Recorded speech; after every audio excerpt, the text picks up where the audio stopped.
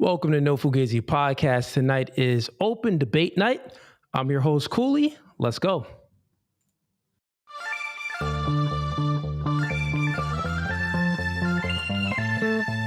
And y'all see the suit too, man. Listen, new studio, new podcast by the spirit, not by the letter. Bro, we can go verse for verse all day long.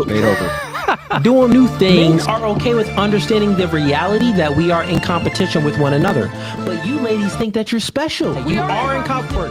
Men are men of their word. So here's my word. I'll fly you out here and we can do it in person. And after that, we could box. I'm about my business. So remember I said, when I ask you these questions, I will dismantle your entire argument. That's the end of the debate, my dog. I'm 39, but I don't look your typical 39. Belly. Yeah. You look 39. It's okay though. That man isn't intimidated by a woman like you. He's annoyed by a woman like you. Because a man doesn't want to date another man. He wants to date a woman.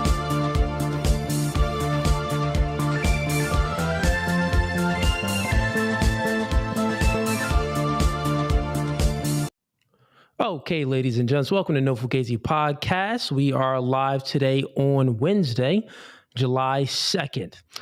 We got a few links in the YouTube description. The first link is going to be for anyone that wants to debate tonight. If you want to go ahead and join this stream, if you are a feminist, if you suffer from the woke mind virus, if you voted for Kamala Harris, if you disagreed with any of the content that you ever seen me in, go ahead. This is your time to shine.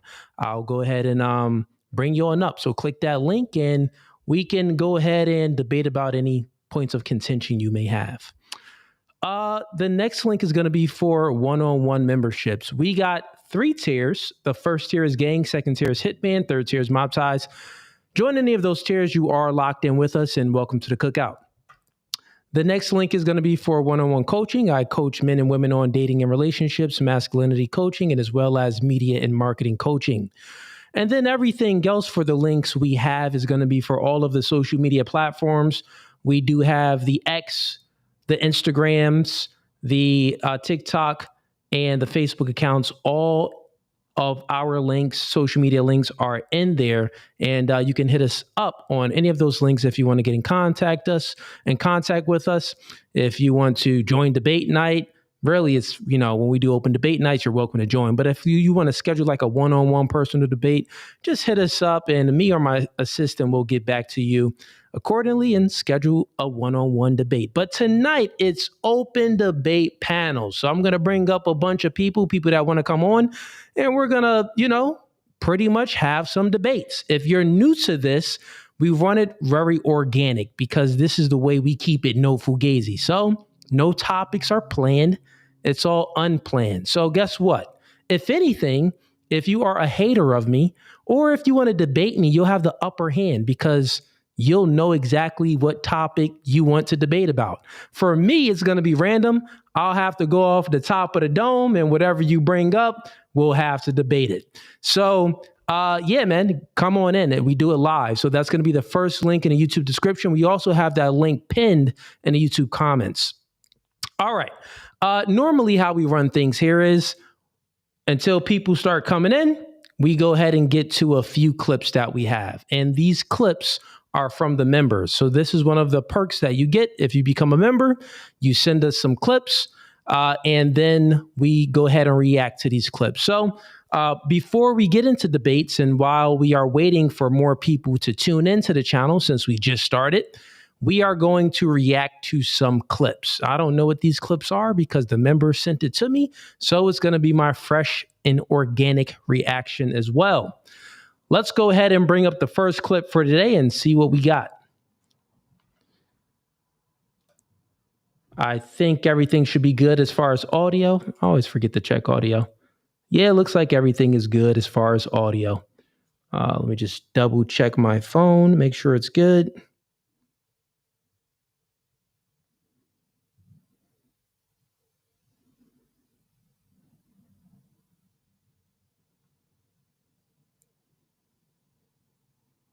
Okay, let's see. Oh, let's go ahead and check it this way. I think give me a 1 in the chat if the audio is good.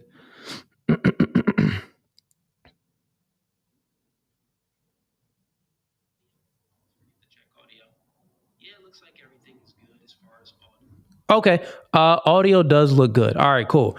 And we got a first super chat. First super chat in here. Mike Young sends in $2. Thoughts on the Diddy verdict? Yeah, man. It looks like Diddy. He wasn't convicted of the RICO charge, and he wasn't convicted of sexual trafficking. He was convicted of prostitution. So 2 counts of prostitution, and I think maybe something else as well. Not sure what it is, but yeah, it looks like the charges that would really put him in jail for a long time. He got off on those. And you know what? It wasn't any evidence to show sex trafficking. Cassie was down for all the freak offs. It's like a freako is not a Rico. You feel me? A freak. I'm not with the freakos, but a freako is not a Rico. And homie ain't do anything that qualified him to have a Rico. So it made sense for him to get off on a RICO. And as far as sex trafficking, man, they make it so relative. Like anything can be sex trafficking. And I was hoping that he got off on that because it would hurt a lot of people, a lot of the rappers, a lot of the NFL players and NBA players that be flying chicks out from different states to states. If one of them chicks just make up any lie, like I was coerced, an NBA player or NFL player can be accused and prosecuted for sex trafficking because that's all Diddy was doing. Now, as far as the whole prostitution thing, it's like, yeah, he was definitely paying. He was definitely paying people to smash Cassie, paying men to smash Cassie, and he was paying Cassie to be smashed by those men too. Basically, I mean, she wanted it anyway. So I don't really know if he was really paying. It was more like she was just with it, and her being with basically a billionaire, money comes with it. You know what I'm saying? So yeah, man, at the end of the day, a freako ain't a Rico. So, looks like Diddy got off. Now, as far as, the morality of it and stuff like that, you can say that. And I don't even know why, people are making a big fuss of the freakos. Bro, a lot of these people be sexual deviants anyway. So it's like, let the homie have a freak off. Now, as far as homie being a homosexual, we don't play them games over here on this side of the internet. It's like, it is what it is because it's out there now. People, there's gays out there and stuff, but he's been hiding it very good, but 50 Cent was aware of it. 50 Cent warned all of us. 50 was like, man, when Diddy asked me if he wanted to take me shopping, I was like, yeah, I knew something was up with homie. But at the end of the day, it ain't a crime to be a homosexual. It ain't a crime to do some freak-offs or some freakos. So it's like, at the end of the day, he's good. As far as the, paying people to sleep with him and his chick, that's prostitution, so that's illegal. Probably should have did that in Vegas. I think it's legal in Vegas. I don't know, man. I'm not a lawyer. I'm not a judge, but I did look into the case a little bit, read up on it, and those are my opinions on it, Mike Young. So, yeah. All right, let's get into the first clip for tonight. And also, if anyone has any questions or comments or anything, if you support the podcast, man, send in a super chat. I'll go ahead and read your super chat out loud if you want me to comment on something. Or if you're just a hater and you want to talk junk, don't comment. I want you to click that link. Click the first link in the YouTube description and come and debate because tonight is open debate night. All right, let's get to the first clip. See what we got here.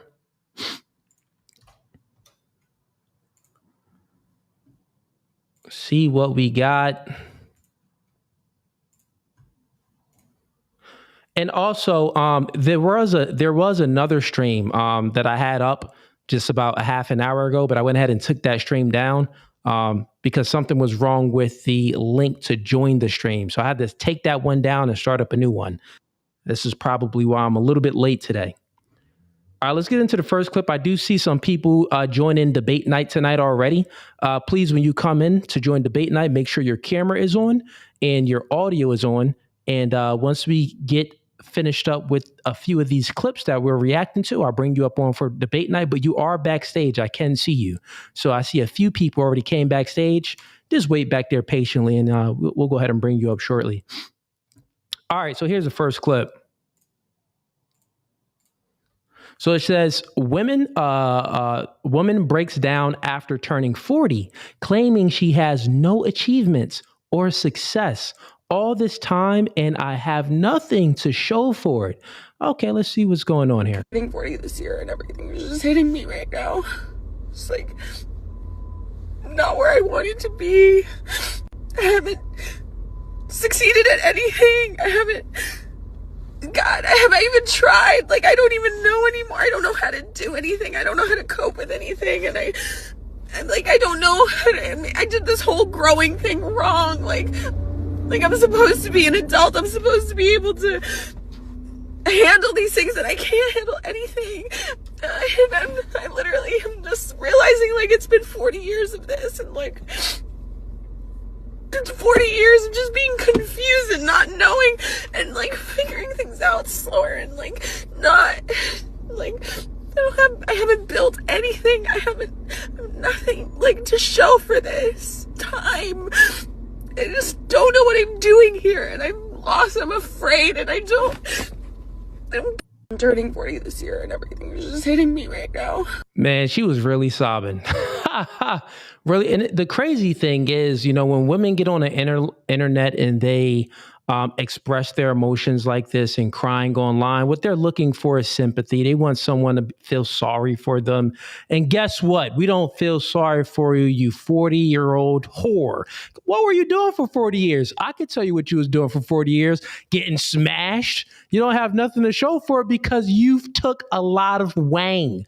You've took a lot of wing. And guess what? Every time a woman sleeps with a man, that man takes from her, right? So you've been sleeping with people and building up these soul ties, and every man that you slept with, they've taken just a part of you, another part of you, and another part of you. So that's what you haven't accomplished anything besides penises. You racked up a body count. You know why? Because guess what? You've prioritized career, being independent, chasing a bag, most likely, instead of prioritizing family and children. And these are the effects of feminism, right? So this is the effects of someone that's been indoctrinated by feminism and the culture and in the society around feminism. And these are the effects. She's 40 years old and she has no achievements, right? And we see women and they say, oh, yeah, I'm going to go ahead and chase the bag. I'm going to go ahead and chase a career, and I'm going to make something of myself. Well, go ahead and try, but very few people actually achieve the things that they want, right? And I'm not trying to, say that, you shouldn't be trying to accomplish goals, but I think that your priorities are all mixed up. For a woman, at least, the main goal from my worldview is that, well, you should prioritize a family and children because that's your ultimate power. Your ultimate power is that you're a copy machine. Men, we're not copy machines, right? We can't just make a copy of ourselves. We can't do that, but you can do that. You can literally make a copy of yourself. 50% of the DNA is yours. The other 50% is the man that you choose to lay with and create a family with. That is essentially a copy of yourself, which is the woman's greatest power. So you chose not to adhere to your greatest power, and you chose to appeal to what indoctrinated you, which was feminism. Be an independent woman, go out there and be a boss babe. But guess what? You've never became a boss. You never became anything. So then it's like, dag, I was trying to be independent and go get it, but I didn't get anything. And the only thing I got was hard D and loneliness. And now I'm 40 years old with no kids, no career that I'm happy and I feel a passion with going to work. I feel a passion for with waking up and going to work every morning. I hate my life. This is why she's on the internet crying. And guess what? We don't feel any sympathy for her over here. We don't feel sorry for these 304s. Silly. And there's going to be some people in the chat like, well, Cooley, why are you so fast to call this woman a 304? You know why? Because human beings, listen, we're all flawed. We're all flawed creatures. So if you spent 40 years of your life, you have 0 kids, right? And you didn't achieve anything, we would have to conclude that you was achieving Wang. That's what your greatest achievement was. I mean, get on the internet and say that. My greatest achievement was getting my back broken in. And guess what? She probably had some abortions and all of that type of stuff. But at the end of the day, the truth is she never said anything that she doesn't have any kids. And she never said anything that she doesn't have a family. But this is speculation that I'm doing. So since she didn't say anything like that, we would only have to assume that she doesn't have any children or kids. Because I think, you know what? The crazy thing is why I can make it a confident assumption that she doesn't have any kids.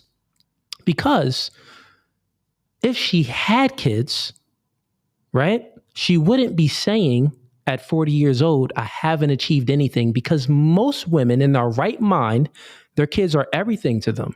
They say that that's their greatest achievement. Right? They said that, well, you know, I maybe didn't make it in my career, but I have these 3 beautiful children that I get to wake up and look at, and they're smiling right back at me. That's a beautiful achievement. So I can make a strong, confident assumption that she has no kids, even though she didn't say it in this video. Okay, let's move on. And for all of the people that is joining debate night, I do see you back here, Tony. I see you back here, Dylan. And wait there patiently for me. I do see your cameras is on. I will be bringing you up shortly after we are done with the reacting to the clips. Now, Dylan or Tony, if you want to come up faster, meaning like, hey, Cooley, I don't have a lot of time, I want to go ahead and speak to you, you can go ahead and write me in the private chat. That's in the restream. So if you just look on and you'll see a private chat, I'll actually say yo to you guys in a private chat on restream, and then you can go ahead and write me back if you want to come up ASAP. And, you know, because sometimes you may not have that much time. And for me to get through these clips, it may take, 5 to 10 minutes. Okay, cool. So the next clip we got here.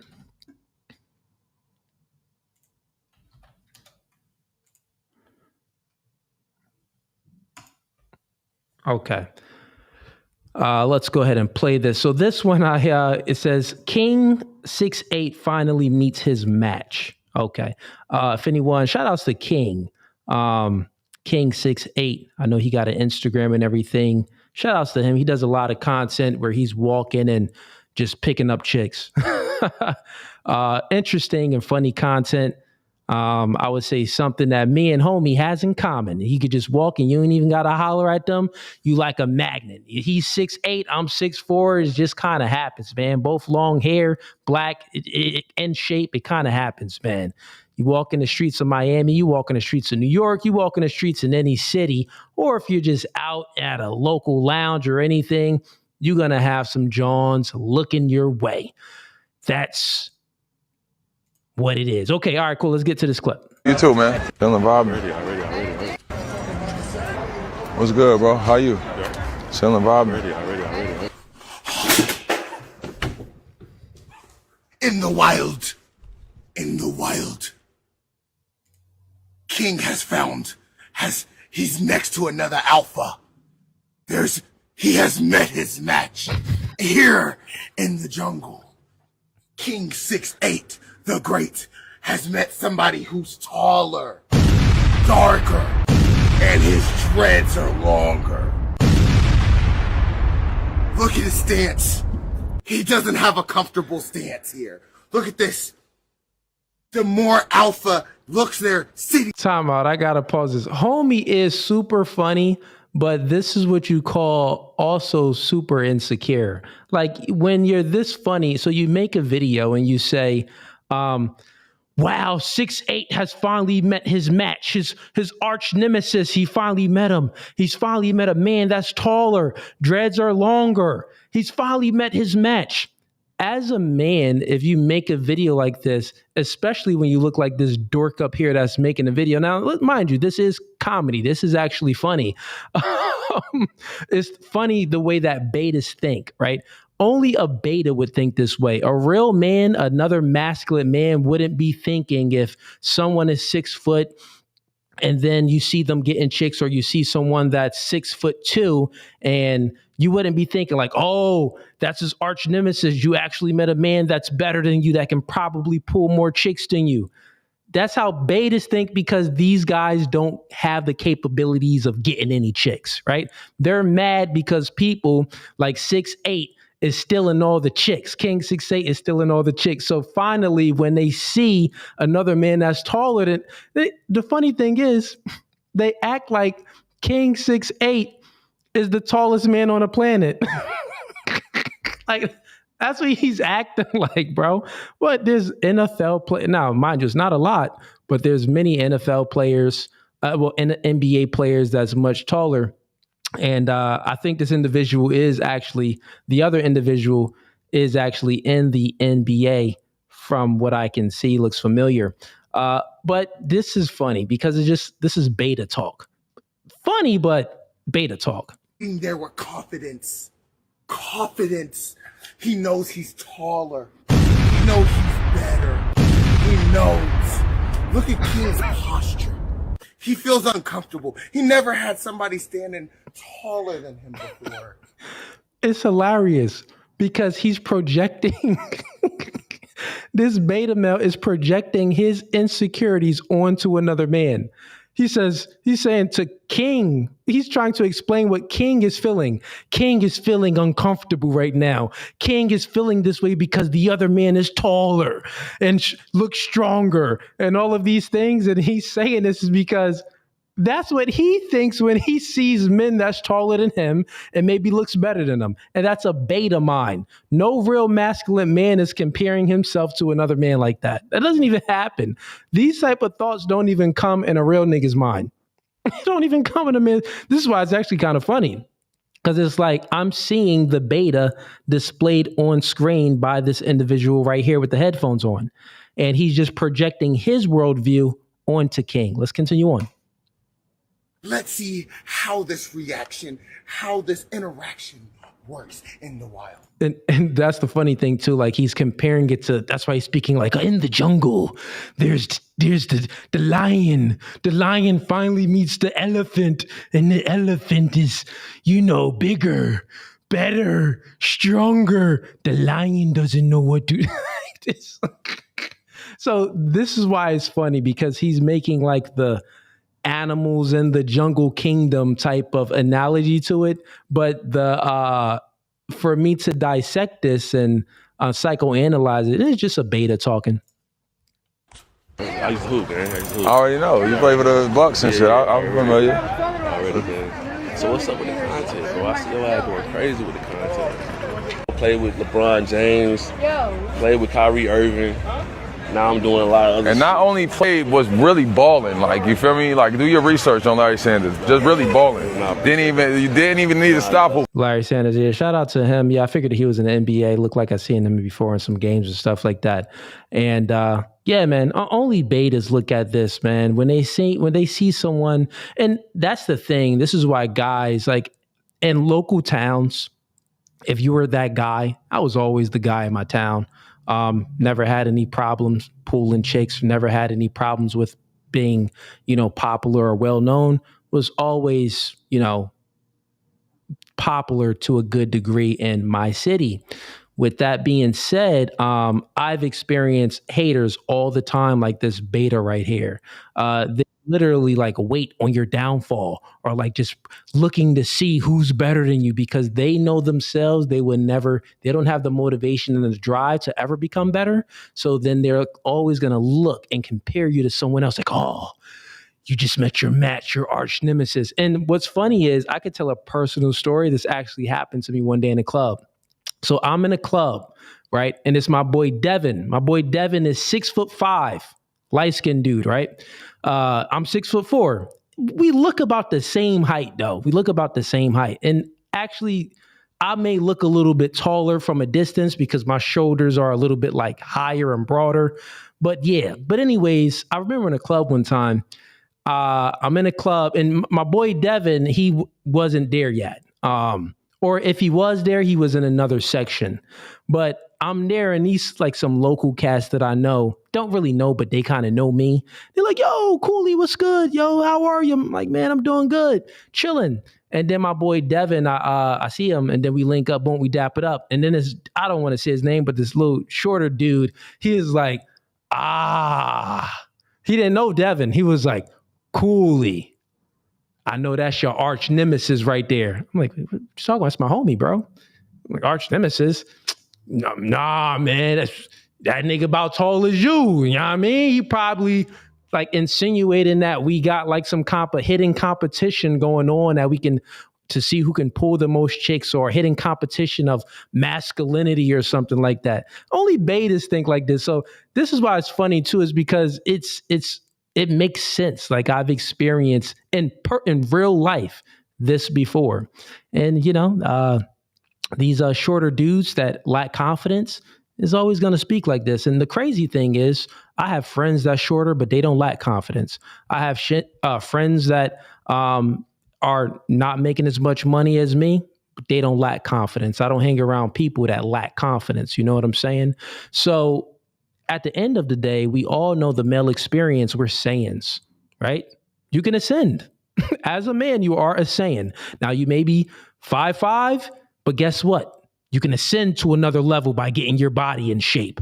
Hit the gym, become stronger, get more muscles, get more tone, right? You can ascend if you have a gap in your tooth. Get that gap closed, and you'll ascend to another level. You can ascend if you get a better job or get 2 jobs, make more money, take care of yourself, work on your hygiene, etc., and other things that just will make you more appealing to the opposite sex. You will ascend. So men, we're Saiyans.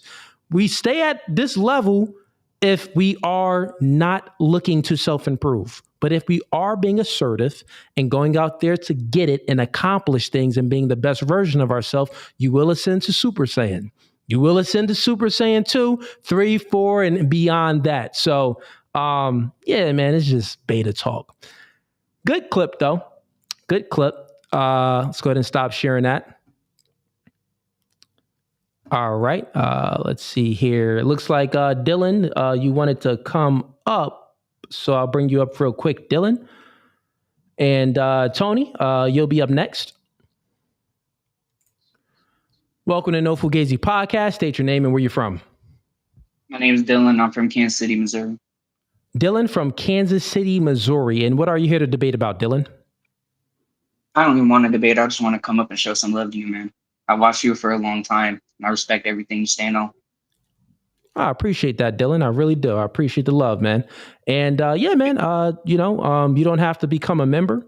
You don't have to send in any super chats. I do appreciate the support, and a like and a subscribe and clicking the bell icon goes a long way. So shout out to you, Dylan. I've been subscribed to you for about a year. Okay, well, welcome to the squad, man. If you ever wanted to increase your status with us here at No Fugazee, then I will recommend maybe joining the membership. You get, special perks and stuff like that, but you don't have to, man. But any questions before you go? Or you just want to come up and show some love?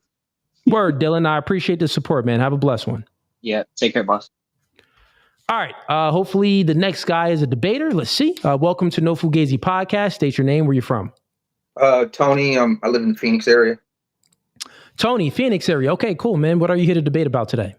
Well, not necessarily debate, but things that you talk about and things like that. Maybe that, maybe you want to use them for your podcast and all that. Like I just recently saw a one that you had with a guy where he said the father has no role in nature and it's a social construct.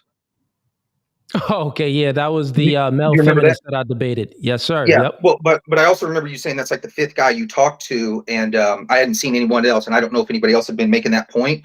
But the point that I wanted you to make and clear that up, or if it ever comes up again, is we ascend. We're descendants, relatives of primates. Every primate structure has a father in it. The gorilla, the silverback, he's the father. And he raises his kids. Same thing with chimpanzees, orangutans, all of them. Yeah. Yeah. So, in that debate, now I get exactly what you're saying, and that's facts. In that debate, it was an open debate panel like today. So it'd be some days where I debate 10 people, and he just happened to be like one of many. Right. And it was a lot of them that came up. So I made many points, and he was just another dumb one that came up. So I probably didn't make the same point with him because I made it so many times. But yeah, man, there's so many ways to defeat a worldview like that where it's not rooted in truth. Well, and then also too, I want to say, because I watch a lot of your podcasts, and I'm lying, I watch a lot of clips of your podcasts. Okay, fair enough. Right. And then, a lot of things that I don't think anybody really talks about as we talk about, like what women want, what they say they want versus what they do, what's the best course of action for them. Nobody's ever brought this up, and at least I haven't seen anything. Nobody ever says how women really date for ego. Because what really, really drives a woman, if you really want to get a woman, this is to all the men out there, and I've dated a lot of women. If you really, really want to get a woman, the key to her heart is making her friends, families, and especially her enemies jealous of her because she has you. That is truly what a woman wants. That is what they did. Yeah, that is. Yep, that is true. And one of the ways where a woman ego will feel satisfied, this is why a man that has status is like so, it's like a natural reaction. Euphoric. Yeah, it's like euphoric for women because it's like, oh, he has status. He's well known. So if I bring him around my family, wow, everyone already knows him. They're going to be like, wow, you're with him. So yeah, that's that ego. But yeah, man, good point, brother. What's your name again? Tony. I don't know if you're into basketball, man. I have a sports media contract where I have a bunch of NBA stars on my podcast. So I don't know if you're into basketball, but you could always check me out there. But Tony, I'll check you out. Hit me in a private chat. Send me over your stuff. I'll go ahead and check you out. I used to play ball in college and stuff like that. Hey, you should come on the pod, man. Talk some ball. We could always talk some ball, man. But yeah, hit me in a private chat and we'll go from there. Okay, Tone? Hey, I want to say one thing real quick though. So, and if you got to say this too, another thing too that nobody ever talks about with women is they really want haters, but they don't want haters in the classical sense. They want Jessica in Tennessee to see their Instagram post and be sad that she doesn't go to Bobby. Yeah, man, it'd be like that. Women, they always say that they're not in competition with one another.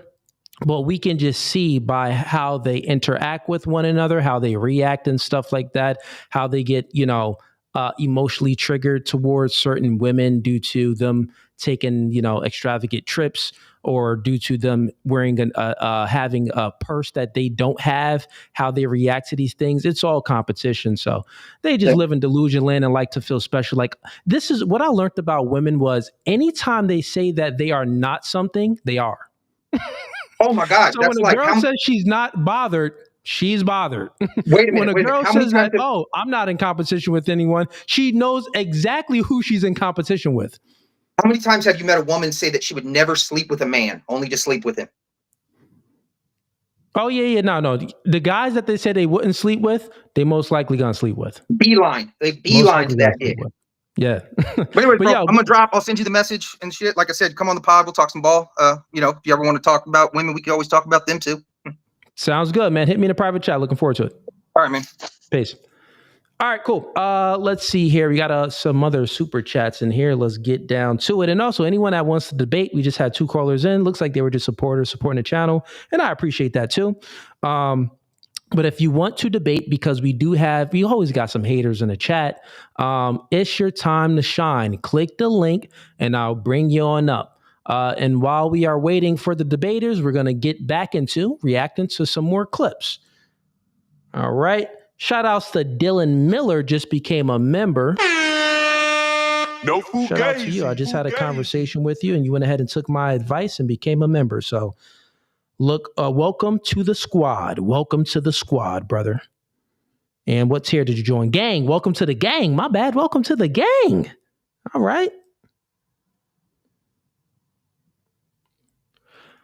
All right. We got Mike Young sends him $5. Did you see the video where a black guy tried to fight Myron Gaines? I didn't see that video. Black guy tried to fight Myron.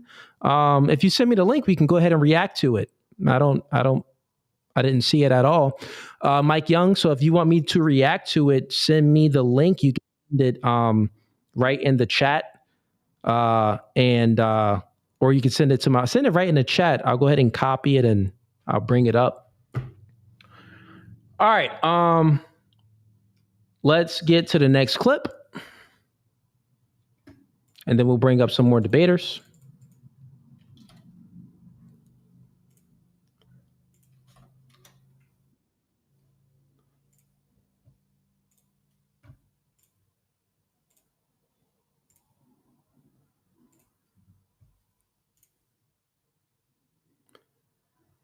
We're done. We're done. Okay. Anthony! Stop, dude! Bro, give me my phone. Bro, give me my phone. Anthony! Stop! What? Stop, bro. Chill. Bro, open the door. Open the door. Anthony, open the door. Come on! Anthony! Bro, she panicking. She said, if you don't give me my phone, we breaking up. Well, listen, chick, what's in this phone that you want to break up with me if I don't give it back to you? Let's continue on, though. It's like you're pretty much telling on yourself. Hey, stop! Are you really crying over your phone, dude? Anthony, open You're the really door. crying? Oh, shit. Bro, and that phone is a gangbang or something. Shorty. Yo, she cried. And this is the thing, ladies and gents. Women, when they do, like, the woman's main thing is to try to display purity, to try to display innocence. And when they see that their innocence or their purity is about to be put on display, meaning that them being not innocent or them being not pure, they'll go ahead and like crash out quick.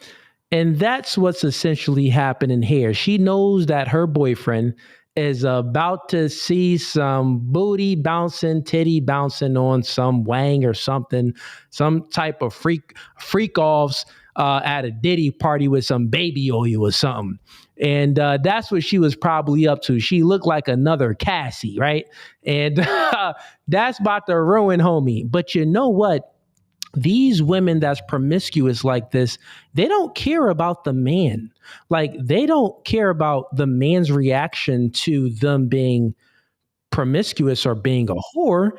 They just care about their self-image, that, wow, someone out there is going to know the real me and going to know what I really be doing behind the scenes. So, that's going to make me feel bad. It's going to make me feel shame because they know what they're doing is immorally wrong. It's morally wrong and it's not right. So yeah, this chick just crashed out. Totally crashed out. That's crazy. We're done. We're done. Okay. Anthony! If you go through, we're done. We're done. Man, listen, bro. Put it like this. Here's another piece of advice. If you even got to go through your chick phone, like this, if you got to take her phone and roll up the window and lock the door away from her, it's over. Listen, if you think that you have to do that, you might as well just break up with her. You might as well think about an exit plan because obviously she's behaving in some way that's making you think that, what have you been up to? You're probably, can I trust you? I don't know if I can trust you. What's going on with you? She's probably been showing you some type of behavior that's making you assume or think that she's out there cheating on you. And if it's this bad where you got to take the phone away and hide in a car, bro, just leave her. You ain't got to take the phone. Like, it don't even matter what you see in the phone anyway. It's like the fact that you got to do that means that she was probably not texting you back and staying out all night and hanging out with some single friends or posting some thirst traps online or something that you ain't approve of. She was probably doing some type of behavior that wasn't favorable to you. And she knew this. And then she continued to do it, which then that made you be like, you know what? Let me take her phone and run in the car and look at it. You might as well forget her phone, run out the door and leave and move on. That's what I would recommend. That's what I would recommend. But at the end of the day, if overall, as far as a relationship goes, as far as a man checking a woman's phone, I don't find that being insecure. But doing it this way, do I find it being insecure?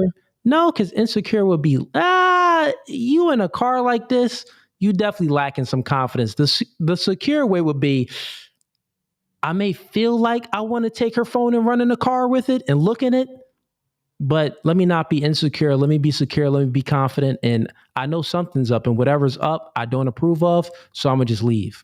That's the confident way of doing it. So that would be the secure way of handling the situation. So I would have to say that this would be an insecure way of handling a situation like this. All right. Looks like we got a few more people that went ahead and joined debate night. Let's go ahead and bring some people up, stop sharing this, and see who we got in store for today. And that's kind of what we're going to do today, chat.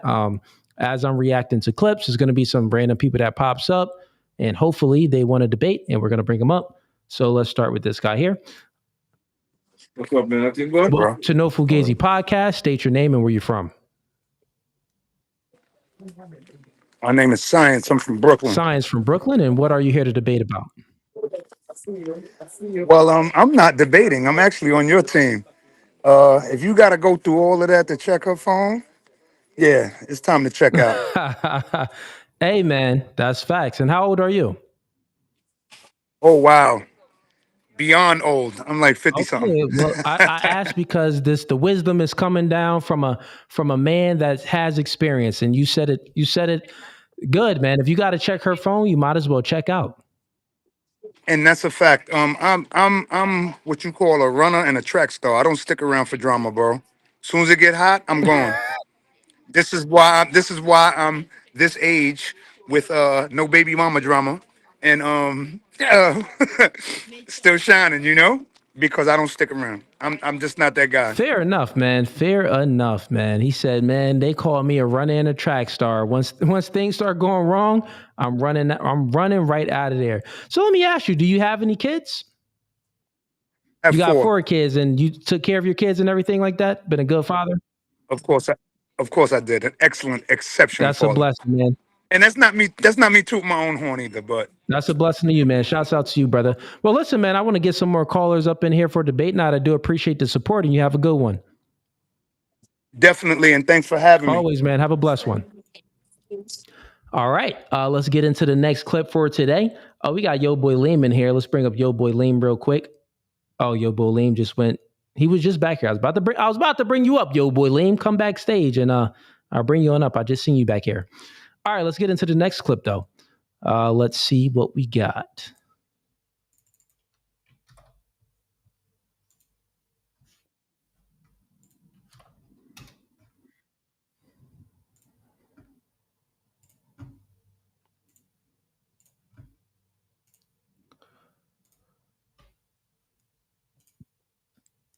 To cheating, it's someone being afraid to be honest. And people think, well, I don't want to hurt the person, so I'm not going to tell them what I'm doing. But when people lie, they think they're protecting the person or something, but they're not. They protect themselves from feeling uncomfortable emotions from that person. Mm-hmm. Right? They're like, I can't deal with your emotions, so I'm not going to tell you what I'm doing in case you have an emotion that I'm uncomfortable with. Truth is, you can literally do anything you want, and your partner can respond to it how they want to. So you can literally just say like, hey, I met someone today and I would love to go sleep with them. And you can say, cool, you can do that. I don't think I can still be in a relationship with you afterward, but go enjoy yourself. And thanks for letting me know who you are, right? When it comes to cheating, it's someone being... Okay, so this is a guy that's talking about cheating. Yeah, listen, man. I would say that if you are scared to tell the man that tells his woman the truth, he's not scared of the woman's reaction, right? Now, there can be times as a man, it's not all cases, but we can say it's most cases. Like most men, when they're out lying and doing things out behind the woman's back, and maybe if it's cheating or maybe if it's maybe even not cheating, they don't want to deal with the woman's emotions. You are submitting basically to her emotions. You're changing your ways and changing your responses and behaviors because she's an emotional being, and you're not equipped to handle her emotional reaction to whatever it is that you're doing. And I would say that as a masculine man, never be scared of a woman's emotions. You do what you got to do as a man, and you can be upfront and honest with the woman, regardless of how she will react. And if you are that guy, man, most of the time, if you're honest with girls, listen, they'll accept it anyway, no matter what you're doing. If you really got the Mac in the game like that, and she's really like she loves you. She's in love. She's obsessed with you. She adores you and admires you. Bro, chicks almost let you get away with anything. But when it comes to cheating, it's someone. Oh, my bad. Went down. But yeah, man, don't, switch up your behaviors or anything to appeal to the woman's emotions. I find it weak. We've done it before? I've done it as a man for sure. I've done that before, and that was when I was younger. We all had our moments where it was like, yeah, man, I don't want to deal with these chick emotions. I ain't telling her this. And at the end of the day, you ain't got to tell your chick anything. It's not her duty to know everything about what you're doing and where you're at and who you're with. She's not your protector. You're her protector, right? So you need to know where she at, what she doing, and who she with, because you are her protector. But vice versa, it doesn't really work vice versa. With that being said, yeah, man, don't fall into the woman's emotions because you don't want to, deal with her reactions to stuff. All right, let's bring up another clip here. We got some people backstage. Let's bring some people up. We got some people backstage for debate night. Hopefully, we get some good debaters in here that wants to debate. So far, we've just been getting supporters, which is cool. Y'all can definitely support. I love the love. I like the love, and it's definitely gives the motivation. But see what we got here. Welcome to No Fugazee Podcast. State your name, where you're from.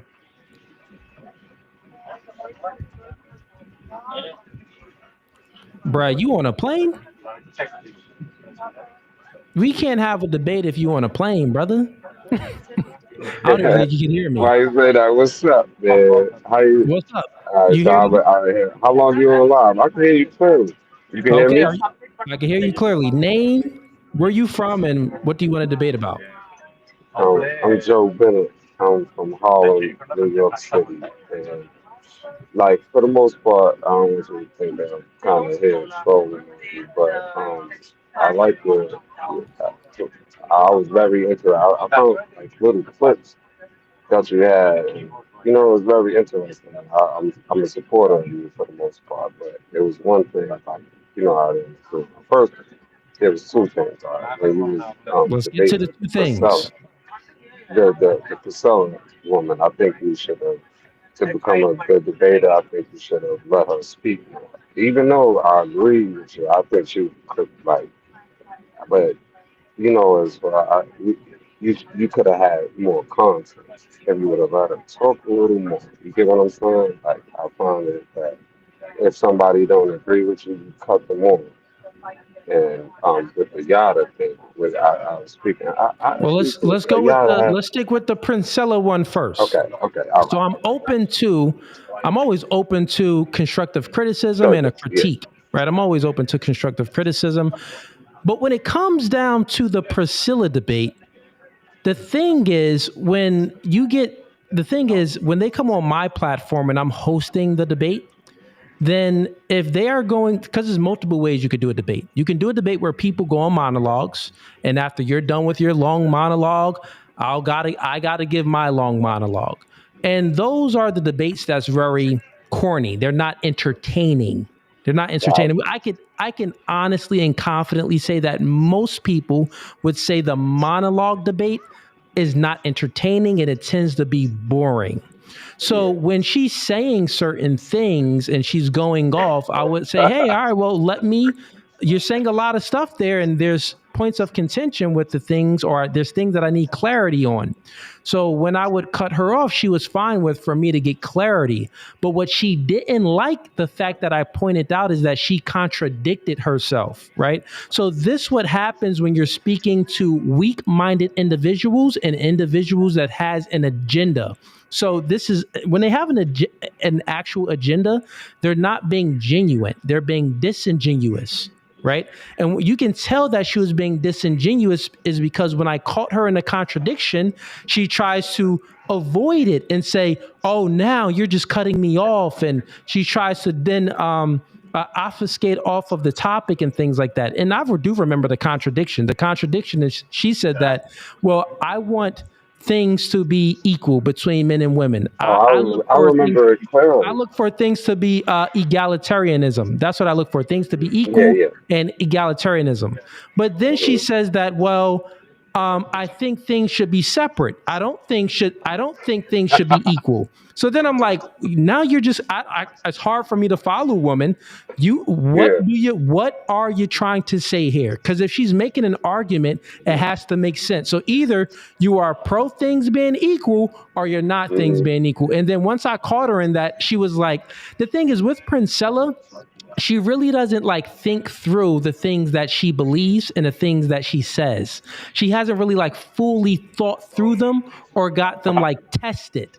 You get what I'm saying? And then when she gets a logical man, a quick thinker to just come right back, she's like, oh, she could have easily said, I misspoke. I would have been like, Hmm. oh, okay, cool, cool. Well, go ahead, explain. What Wait, do you mean? time out. Cool. Look, check it out. Yeah, you're totally right. I get your perspective, but listen what I'm saying. It would have given you more content. So if you let her speak, let her like you Yeah. ever heard that And I'll slogan, address give that. them enough her rope, give her enough rope and let her hang herself. Because she Yep. has a following too. So you have to let them speak a little more because I know it's very annoying. It's like what the fuck is this? Like, I just seen the one who's cooking the life coach, the white lady, right? I was like, yeah, you see, you gave her enough room to speak to hang herself. You get what I mean? That was a great, and you didn't even go in on her. And she ran out the room. I was like, that was a good video. I just felt like I wanted more content. I wanted you to crush So that. But so here's what I'll say. So think about what you just said, right? You made a comparison of a woman, Priscilla, where the debate was actually longer than than the debate that I had with the dating coach from Canada. Now, Priscilla, I when she would say things that was her contradicting herself, I would let her know immediately that this is a logical fallacy. You just contradicted yourself. Explain yourself. I need more information because you're not making sense. With the other woman, if we compare it with the other woman, I let her get it all out. And then that towards lady the was end of it, overly yo, look, contradicting herself, overly, right? and I let all the contradictions add up. And then at the end of it, I pointed all the contradictions out. Guess what? The conclusion happened.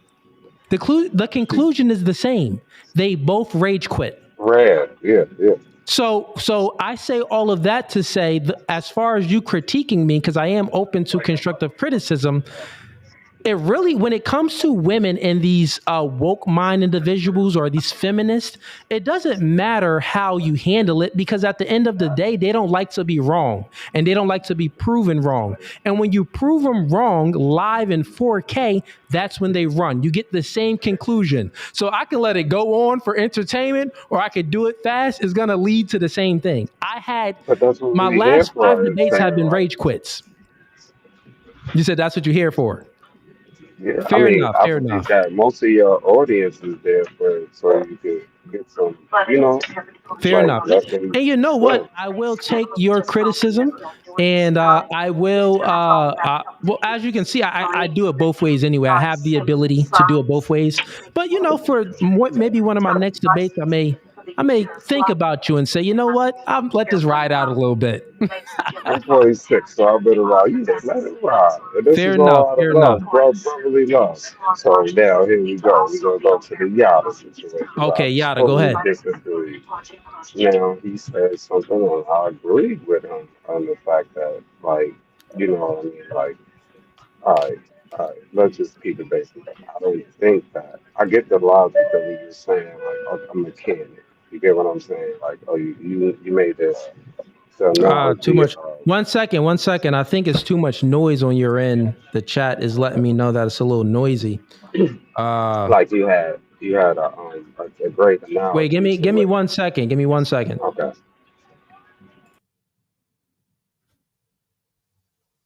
Chat, is he too noisy?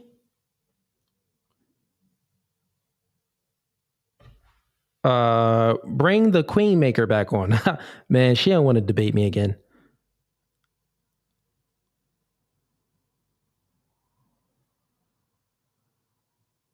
Okay, he's on a plane. Okay, chat. Let me know because from my end, yeah, I hear like a little noise in the background, but it's not anything that is too much for me. Put a 1 in a chat if the caller currently that's up is too noisy and you want me to move on, or put a 2 in a chat if he's not too noisy and you want to continue to listen to the discussion. I gotta mute it now. That's why he's quiet. I gotta mute it now. So 1 in the chat if it's good enough to keep him on to finish the discussion. 2 in the chat if it's too noisy. Let me know. And just wait patiently. There's nothing against you. It's just the fact that you're on a plane. So.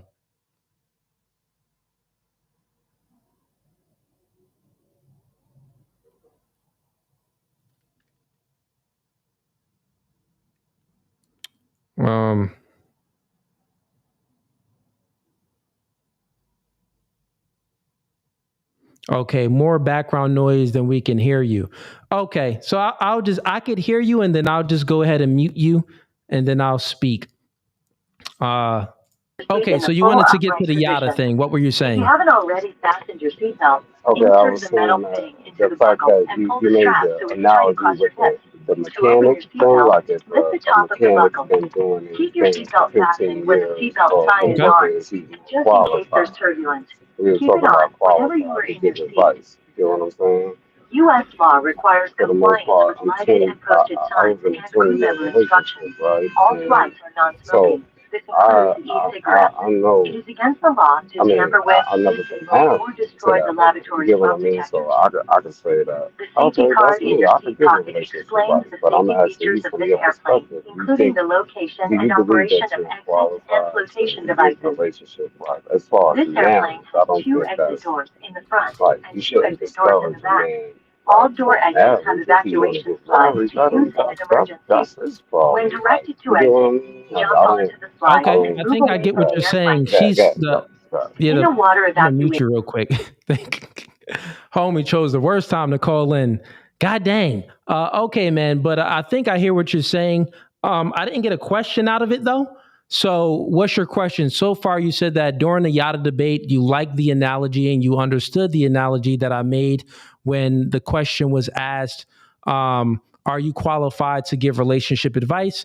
My analogy was, well, you know, if a title, because he said that, well, you're not married, you can't give marriage advice. And my response to him to refute his argument was that's a logical fallacy. That's the appeal to authority fallacy, which means that an authority figure or a title doesn't disqualify, other candidates from, making a logical argument, right?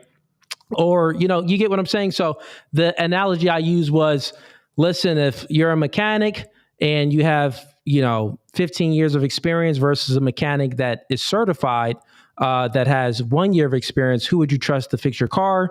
Yada even said that he would trust the person that has the more experience without the title. And then I said, see, you committed the logical fallacy because you're just looking at the title of something rather than the skill set. There's more into it. There's more things to make someone skilled enough to talk about a relationship or to fix your car, so forth and so forth. So I get what you're saying. I'm going to unmute you. What's your question around this, though? So give me 1 second. You are unmuted now. What's your question around this? How to use it. well, it's Your not seat really a cushion can also be question, used for but I'm flotation. asking you, do you Pull up really, to remove the cushion and like take it to the maybe you closest should usable express, I exit. don't know, When maybe I exiting need to the do airplane, a little place more your arms research, through the but straps do and you hug the feel like cushion you're to your chest. qualified if you've never We will be been dimming the married, cabin right? lights Or for you takeoff. married, it Individual seems reading like light marriage controls is Okay, are I got you. overhead. a deal for you. Got you. So you're saying, do I feel like I'm qualified to give dating advice? So if you watch that debate, marriage advice. Okay. So you're saying that and if you watch the debate, we spoke about all this on the debate. And I said on the debate that marriage is under the umbrella of a relationship. So all marriage is under the umbrella of a relationship. And I don't even believe people that are secular, I really don't even consider them to be married. because they're secular. They don't believe in God. They don't believe in, they're atheists and things like that. Are you really married? Gays? I don't really consider them to be married. You get what I'm saying? So if you're looking from my worldview and my standpoint, well, I would say that to give advice on a relationship, which is marriage is under that umbrella of a relationship, for sure. I've been in a long-term relationship and been in many relationships. So yeah, I would say that, yes, I do consider myself to be qualified to speak on that. And not only that, forget about me. If you watch my content and you see how logical of an individual I am, you would see that, okay, obviously this guy knows what he's speaking about. So I don't really even have to speak for myself at this point. I think that I've been out there in the limelight, and people see the work that I put in. So like, people see the work that I put in. But yeah, man, good questions. I know you're on a plane. Have a safe flight, brother, and blessings to you. All right, let's get some more people up here. Let's go ahead and do that.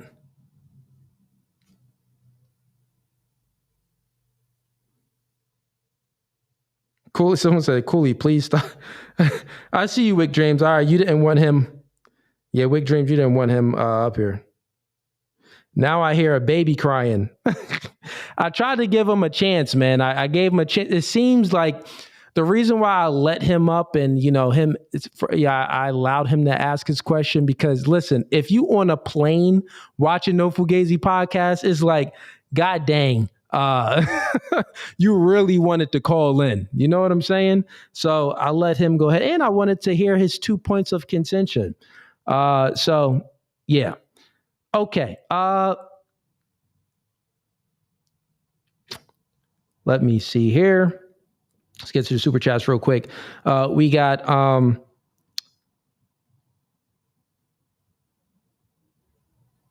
C. Irvin sends in $2. You get a lot of love out in Germany, brother. Shout outs to Germany. Shout outs to Germany. Fugazee. We got Dylan Miller sends in $2. Do you think if Mamdini, I think that's his name, wins the country is done?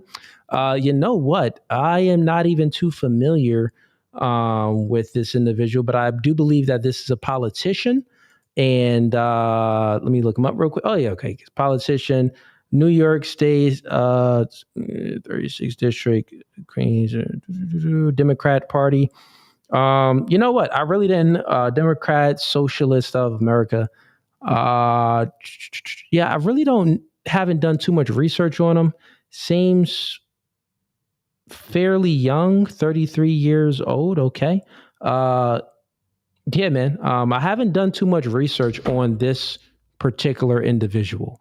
I would say that he's a Democrat, probably got some weird views that don't align with mine and some values that don't align with mine. So I would just have to do more research to speak about him. I'm not an individual to speak on people that I have not done any research on. So yeah. Let's get to the next super chat. We got, okay, that was from Word and Box. She sent in $2. She said, Cooley, too much noise. Okay. All right, I got it, man. He's out of here. He's out of here. I know it was a little noisy. L Cooley for me. L Cooley.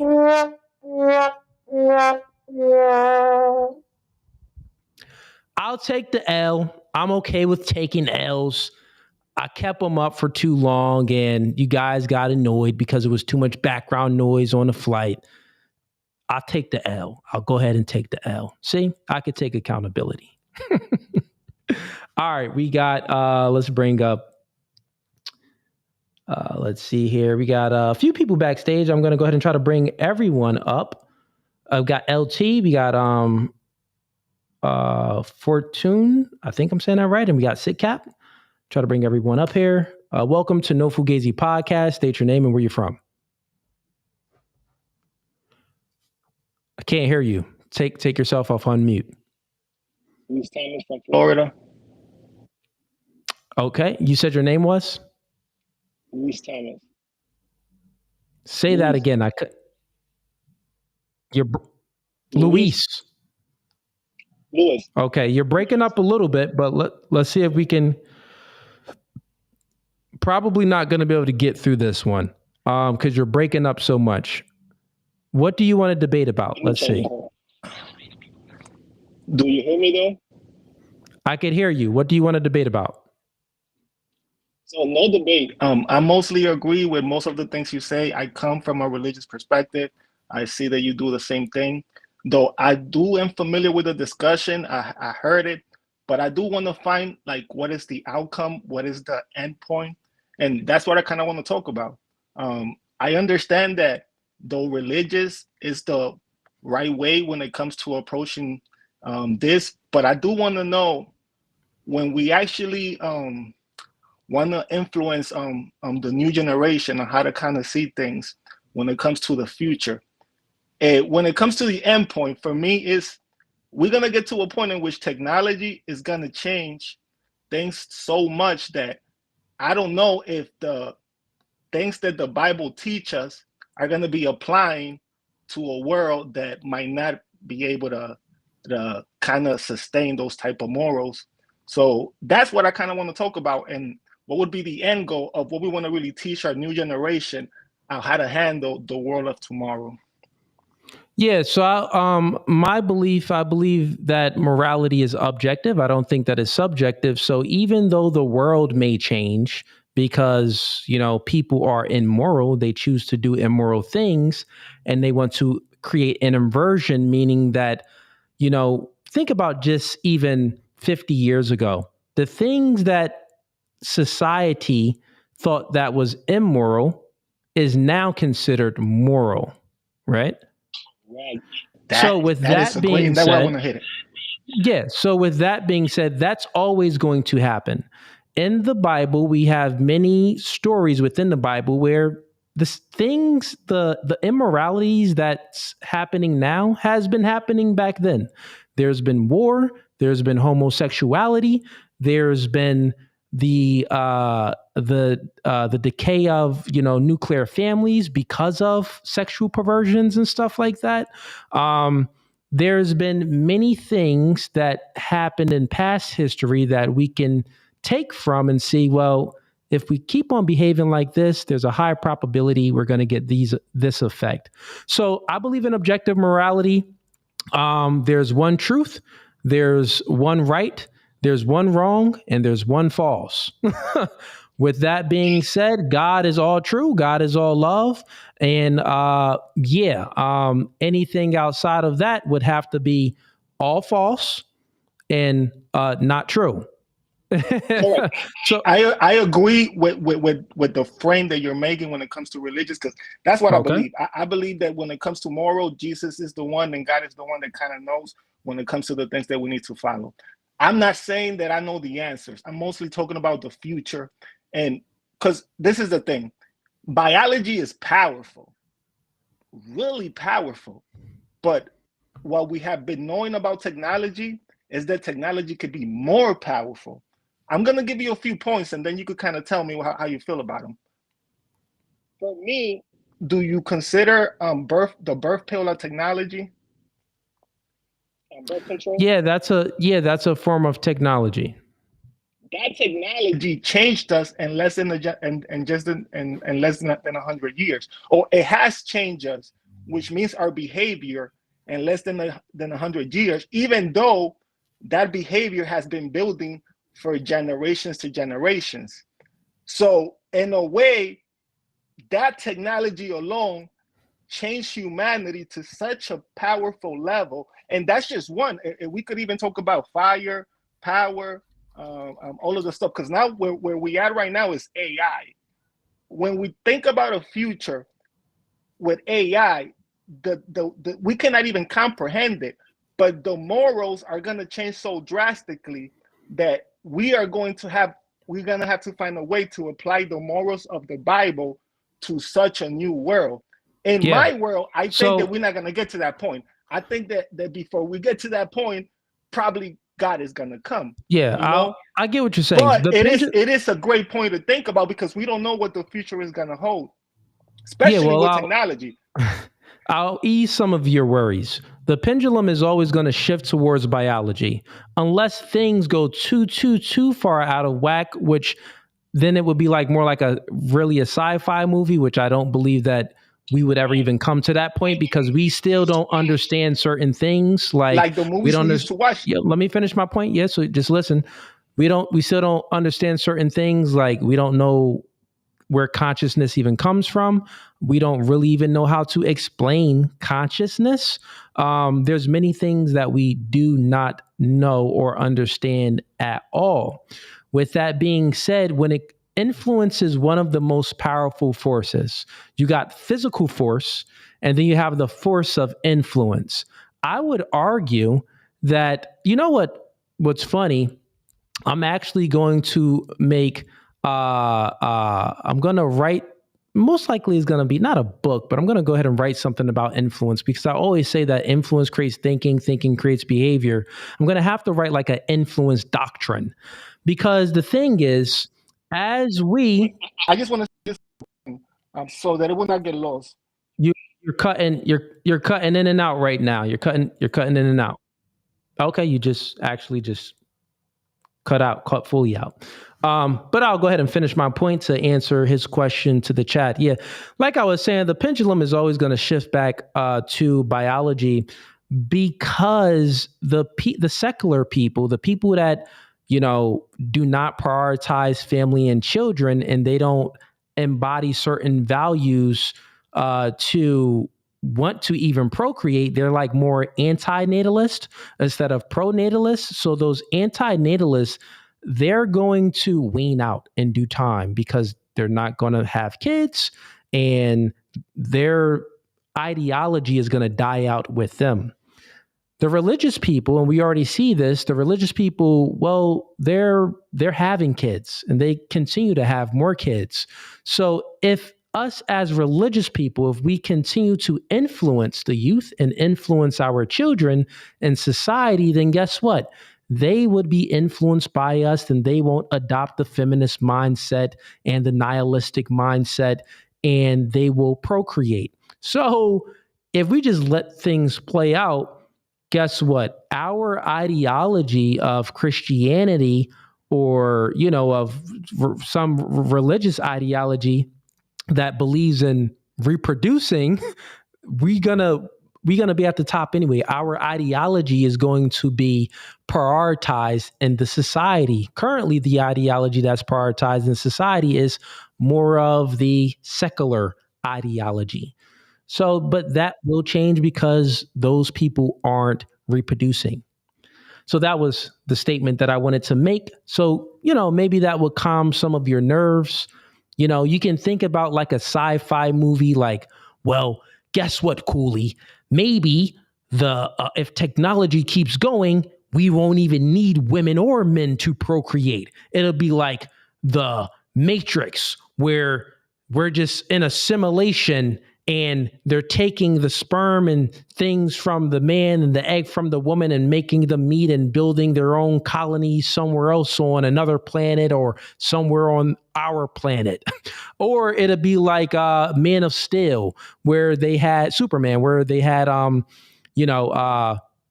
prior to Clark Kent being, Kal-El being born, the world that they lived in, everything was predetermined, right? It was predetermined. So you knew if you were going to be a worker, you knew if you were going to be a surgeon, a soldier, you knew if you were going to be a doctor or a lawyer. You were basically given, it was implanted in you, the purpose of your life. And it was all, AI, basically artificially, human beings was artificially made. Do I think we'll get to that point? No, we don't even understand, the conscious mind, how people are conscious and the differences between how the conscious is within the body. And we don't understand a lot of things, bro. And for us to get that into them, put it like this, the machine really only understands as much as we understand because we are the ones that program the machine. Now, if we make a machine that has free will where it can fully think for itself, not just like some algorithm type stuff that we program into the machine, because we can program some algorithms where they can like, okay, this is a pattern here and they connect these dots here and it goes into some algorithm. That's different. That's not conscious, right? But if we create a machine that's conscious, in order for us to do that, we would have to understand consciousness ourselves, but we don't. And guess what? Do I think we ever will? No. It's like this. It's like fish in the ocean trying to think how it is, breathing air. Like, what? They don't know breathing air. Like, I don't even know how to breathe in water. Wait, is it some way where we can swallow water and it would give us air through our lungs and we can? We can't even fathom that, let alone consciousness, bro. Like, scientists is way far behind on those type of things. Other things, yeah, they may be advancing, but I mean, not really, bro. Not really. Like, when it comes to science and stuff like that, they'll advance with like you get the nuclear bomb. That was like a great achievement or a great discovery in, the atom bomb as far as, world inventions, right? That was something crazy. But think about it. The pyramids is sitting there and we don't even know how them niggas built it in Egypt. So we got to creating an atom bomb. Like, okay, an atom's very small, put two atoms together and somehow with some plutonium or whatever the stuff is. I'm not no scientist. And we do these things and physics and it creates a big explosion by putting things that are very little close to one another and their electrons bounces off or whatever. Big explosion. Yeah, we figured that out, things to destroy us. But as far as the pyramids, we don't even know how them niggas built that. And guess what? We don't even know what it's for. New discoveries came out like, well, the pyramids, it seems like there's some stuff underneath the pyramids. And it looks like it was, it's definitely like a technology thing. It wasn't like there for the dead. It was not like a there for if you, you get what I'm saying? So, man, we are far, far behind when it comes to the things that we see in movies. Making them things come true, we're pretty far behind. All right, let's move it right along. Let's get to another clip. Anyone in here that wants to debate, come on up. Actually, let me bring up Sid Cap. I see him in here. Welcome to No Fugazee Podcast. State your name, where you from? Sid Cap from Brooklyn. You can Sid hear Cap. me? Yep, I can hear you good. Sid Cap, everyone that's on Facebook that's tuning in right now, come on over to YouTube. I'm going to go ahead and close down the Facebook stream. Come on over to YouTube. That's No Fugazee Podcast on YouTube. All right. Sid Cap, what's going on, man? What you here to debate about? Two questions, but the first one I ask you is, when AI start taking white collar jobs and, a lot of women's going to lose a lot of jobs because they're not going to do a lot of blue collar work. Do you think they're going to get in line and survive and settle for men that they don't want to settle for right now? So when AI starts taking white collar jobs, like processing stuff, cubicle jobs, stuff like that, right? Yeah. Do I think that your question is women going to get in line and what? Settle for men that they don't want to settle for now. Oh, okay. Well, the biology of women is not going to change. And we know the biology of women is they do not like settling. That's their kryptonite. Okay. They'll rather be single with cats and dogs than settle. And we see that, right? So I don't think that they are going to settle. I think that their standards are going to be what it is. I do think that if they can't get any jobs and they don't have the ability to make money and stuff like that, because those blue collar jobs, hypothetically, those white collar jobs will be gone. The only other way is for them to get into the blue collar jobs, which is more physical labor and stuff, which they tend to not really get into those fields anyway due to their biology. Mm-hmm. I think that the women has always been the same. Wherever the woman is, in her financial status or social economic status, she either wants a man on her level or above her level. So if her status is low, making, $50,000, she'll take a man that's making 50,000, and she'll definitely take a man that's making 80. Do I think that these women would be whores still? I do believe that these women would still be whores via Instagram because they would still want to date up. They would still see another man that's making more money than their man and think that the grass is greener on the other side, and they would still be promiscuous. That's still going to happen. In order for that to stop happening, we would have to either get rid of social media. No, forget it out, even get rid of social media. We would have to fully change the morality of the culture. So the culture right now is bad, really bad. And in the West, if AI takes over a lot of jobs, do you think the United States should legalize prostitution? Nah, I don't think on that. I don't think any things that I deem to be immoral should ever be legalized. No, no, no. You're right. But do you think, well, the West is bad, the culture's bad. They praise the worst, and hardworking guys that do a 9 to 5, they don't get praise. So I'm just saying, not what your morals and my moral standards are, but do you think when there's not a lot of jobs for women to do, and they're not gonna do the blue collar jobs, would they legalize prostitution? Oh, so they can have a job to do. Okay, that's what you think. Because Like, do I think that they would just be like, you know what? Women still need to have a place in society. Go ahead and sell your booty and it's legal. Right. I think that they would do that. Well, it all depends on. So how it used to be was, theology influenced culture and culture influenced politics. But now it's like the opposite. Now, like politics influence culture and culture influence theology. So since it's like a downwind it's like a downwind, that could possibly happen. But if we change it, I don't think that'll happen. Okay, so another question. If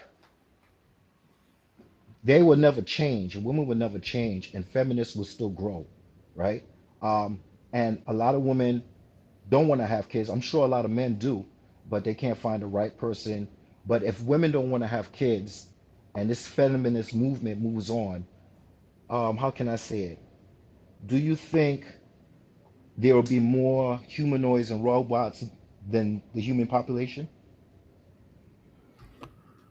Okay, so do I think that there will ever be more humanoids and robots than the human population? Yeah, If what? they're taking jobs, but I feel like they're gonna end up taking relationships too. And taking relationships? So no, so truthfully, I don't think that it would ever get to that point. I don't think that, and the reason being is, you know why, is because prior to Trump winning, and I know that he's a Zionist lover and stuff like that, but prior to Trump winning, it was like all of the left, even Jasmine Jafar, when she debated Andrew Wilson, she would make claims and say, and even when she debated Marquette, she would make claims. So meaning that you got a feminist, right? Her ideology against a more conservative ideology. She would make claims and say, well, guess which ideology is winning? There's more people that believe like me than believe the things that you believe in. There's more people that hold my values than hold your values. And the 2024 election proved her to be wrong. You get what I'm saying? She was totally wrong on what, and guess what? It wasn't just her. I'm using her as an example because it was many people like Destiny and many people with, this feminist type, nihilistic type, atheist, secular mindset and woke mindset. They believe this too. They believe that there were more people that shared their values and believed in the things that they believed in America than the latter. And we just proved that to be wrong. And guess what? There's more younger men are being conservative than ever before. So I think the pendulum is actually switching. Okay. Yeah. So do I have a quite difference, because the way I see it, men are very simple, and if women can't see how simple men are and try to compromise, and you're saying that they'd rather be with cats and dogs to the end, Well, I see for men, this is kind of a debate. Do you see them moving on to synthetic humans? Because, my hand right here does not look like a woman, and we use it anyway. There's a lot of men out there that's not going to get picked. It's called natural selection. So do you think these men that we're going to consider them losers, but like we said, there's more losers than winners. And once that trend moves on, do you think that trend's going to go on? So the facts is since the beginning of time, 90% of women procreated, but only 40% of men procreated. With that being said, that means 60% of men didn't have the chance, the ability to procreate because the 40% of men gotten those women. So we've always experienced this of there being men out there that's using their hands because they don't have the ability to get a chick. This always been like that because women are hypergamous. Women like to date up. With that being said, do I think that there will be a wave of synthetic human beings and sex robots and stuff? That'll probably happen, but I don't think that it'll get overly big where we'll see a difference where there's like only 20% of men procreating and 80% of men not procreating. I don't even see it getting that big. Last question. Yeah. The way I see things going on, I'm not going to bring it up. I'm just going to say trial. We starting to learn as men that don't fly anybody out. Do not fly anybody out. No man, no woman, no trans. Whatever floats your boat. Don't fly anybody out because they're using this Man Act. That was since back in the days when they was trying to get Jack Johnson, the boxer. Yeah. They were trying to get him because he was with white women. They still using this to this day. And I'm gonna say another thing. Men today, please, when you want to have intimacy with a woman, make sure in the text you get consent and get double consent because what they say is not what they feel. So you ask them, is this what you feel? And this is this exactly what you're saying is what you're saying, but do you feel this internally? And make sure you put it in the text because I'm telling you, bro, I feel this is just going to get worse and worse and it's not going to get any better. So Yeah, it's looking to. Yeah, I mean, you're speaking facts. It's the world is becoming very little weird because when the betas are winning, the thing is the betas will use women against other men. I repeat, the betas will use men against other men to bring them down. And guess what? These betas know exactly what they're doing. So the Man Act, the West. They controlling the West. Controlling the West. The Man Act, the thing that Diddy is going through, this is one of the counts that they got him on. It's like, the thing is with the Man Act, they have to prove coercion and they have to prove like she didn't consent to it. So there's many things that needs to be proved. But yeah, man, like I said before in the beginning of the stream, I'm happy that he wasn't accused of things like sex trafficking because where was that? That wasn't even there. And then also the RICO, where was that? That wasn't even there. The Man Act is still like, how this doesn't even make sense. The prostitution, okay. Well, we see how that can be there because there's funds being exchanged to have specifically to have sex. So, okay, that we can see that there's some prostitution there. But the Man Act is like, what do you mean? What are you talking about? Like, okay, then that means most of the NFL players, most of the NBA players that fly these chicks out and have a good time with them, Katie can change her mind and, well, I think I was coerced. Man Act, this nigga going to jail. All right, Cooley, man. Have a good one. Have a good one, Have a good one, brother. Have a plus one. All right. Of course, man. Have a good one. Yeah, it's weird times weird times nowadays, but yeah, it's for people that's flying chicks out. Man, it's crazy. And that's one of the things, even when we do the podcast, when we're getting girls for the show, we never flew anyone out because we not simps. We're not flying no chick out. We don't do any of that. The most that we'll do is someone is driving, because we're in like a weird place in Pennsylvania.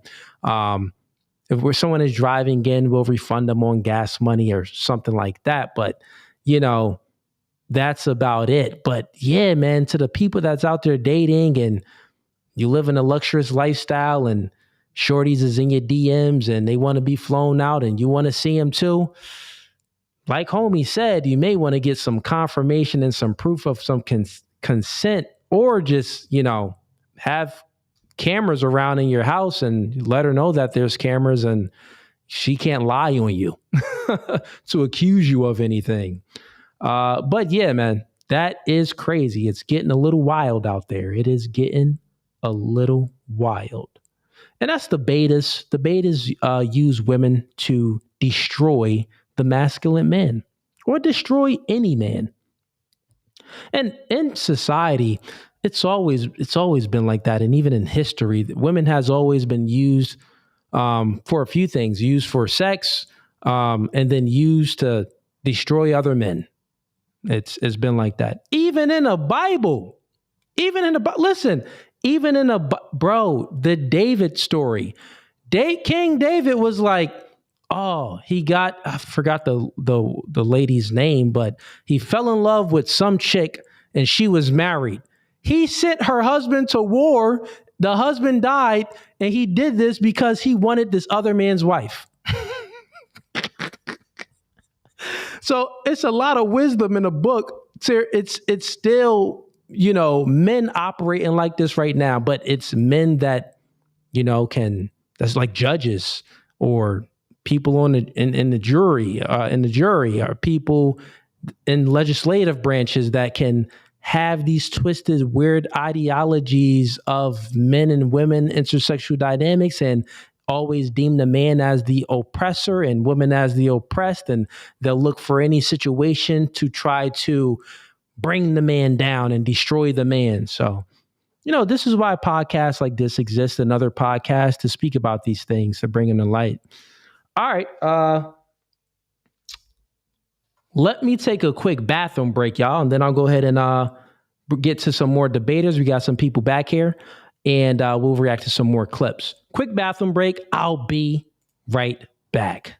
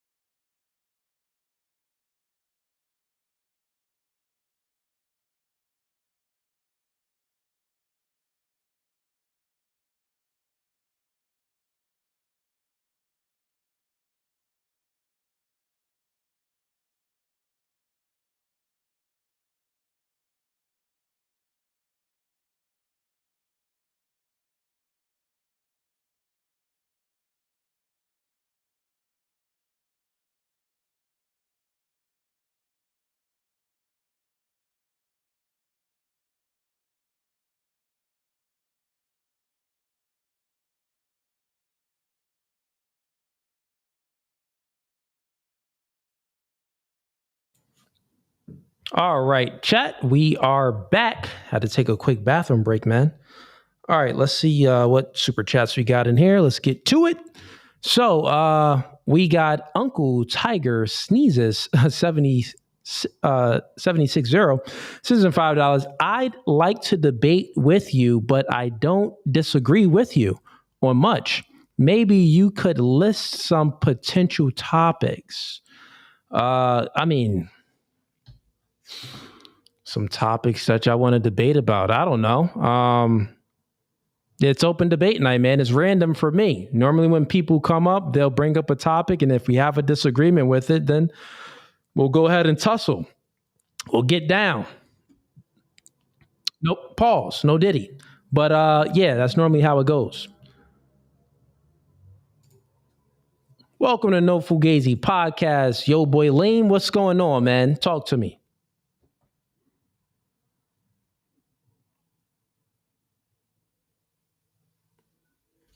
Can't hear you, bro.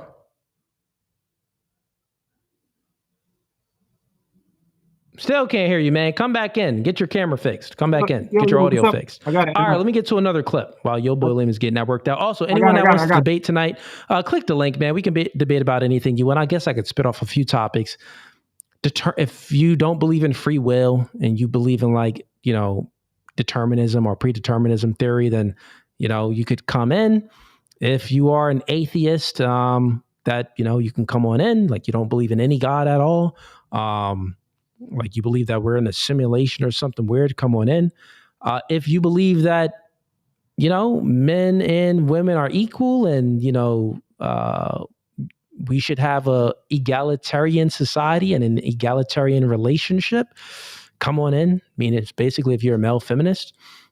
If you believe that, men are oppressing women and women are the oppressed class, come on in. Let me think of what else. I mean, yeah, man, the list can go on. Yeah. Okay, cool. Let's bring up some more clips. And maybe if I'm reacting to a clip and you have a disagreement to my reaction, you can come on up too. This open debate night wasn't planned, so wasn't really expecting to get a whole lot of people up here tonight. But, it is what it is.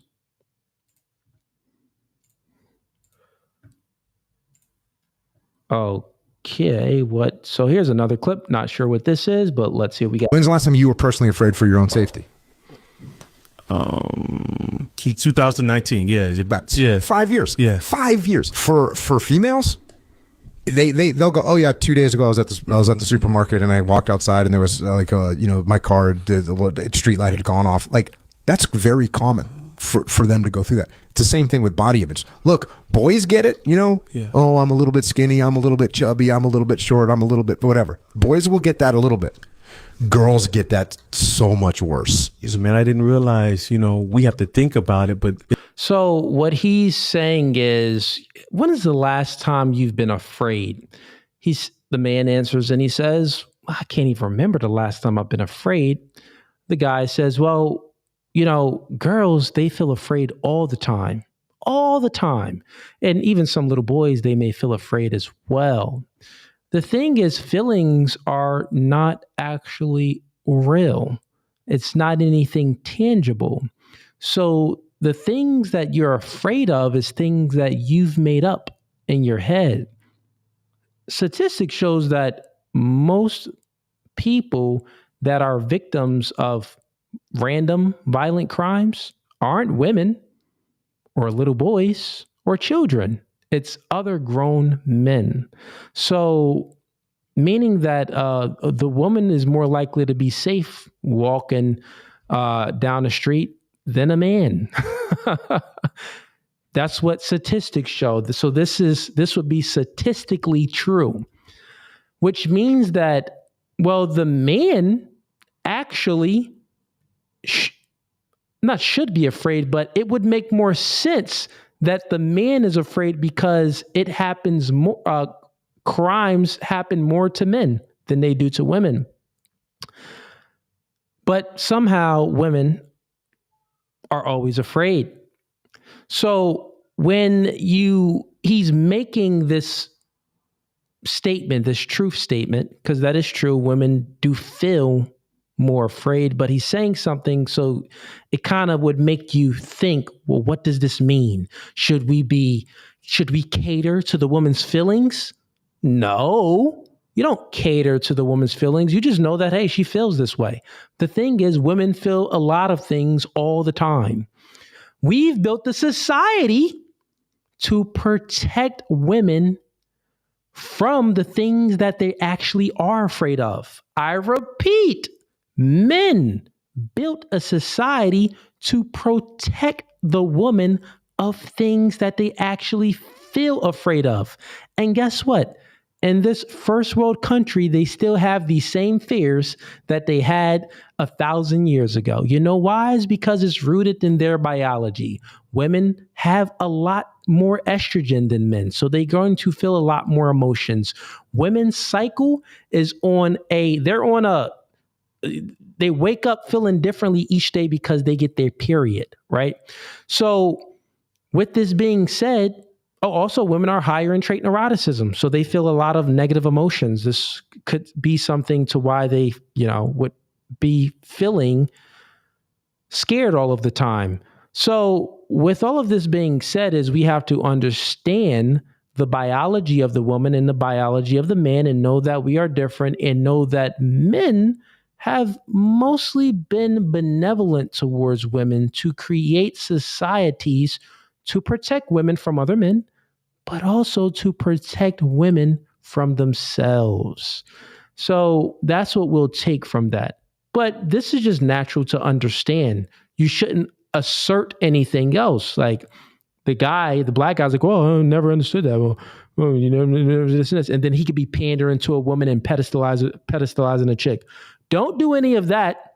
You get descriptive truth and then you understand. You don't take that descriptive truth and then make up something else weird in your mind. Like, no, this is just descriptive truths. So I don't want you guys to hear something that's descriptively true and then go off the deep end to thinking, oh, we should pedestalize women and care even more about their feelings. Shut up, stupid. They're freaking safe. Rape isn't prevalent. Most violent crimes, the victims are men, is not even women. So we created the society to protect the women. Yes, can things get better? Yes, it can get better and we can protect more women and more men. But at the end of the day, gotta just understand that chicks be in their feelings. It's their daily experience. I often talk with men as well. Like, what if we had to put on makeup before we left the house every day? What if that was our life? And how much pressure? That's a dumb analogy. I don't know who this individual is, but this was dumb. And I'll explain what he just said was dumb. He just said, yeah, what if, men had to wake up every morning and put on makeup? We don't know how that feels. You stupid dork. That's a choice. Chicks don't have to do anything. They don't have to put on no makeup. They choose to put on that makeup because most of them are insecure or they want to just get in line with social norms. But they choose to do that. They don't have to do that. They can wake up each morning and put on no makeup. So his little example that he's using is dumb. Stupid dork. Why would you say that when one is a choice and one is not a choice, is just rooted in their biology? I hate dumb people. Is on our women and our daughters that who they really are. They're taught so young that it's not good enough. Yeah. When's the last? They're taught so young that it's not good enough. Who taught them that? That's why they need some freaking fathers. I got 2 daughters. I'm not teaching them to, hey, don't walk outside the house with any makeup on. Hey, don't do this. You need to try to fit in. You need to try. No, they're stupid people. Those are choices. You don't feel bad for people or feel some sympathy based off of the choices that they made.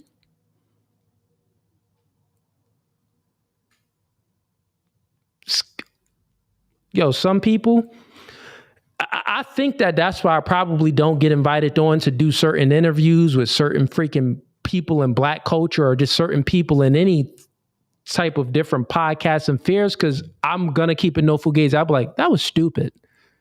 What did that? One is a choice. The other like is just like a feeling that's rooted in their biology. This is why women tend to feel afraid, because they're higher in estrogen and higher in trait neuroticism. So yeah, they tend to be a little afraid. But the reality is that they're actually the safer gender in society. The other thing is, when you speak about makeup, well, makeup is a choice. They don't actually have to do that. Now, can we say that they were socially constructed?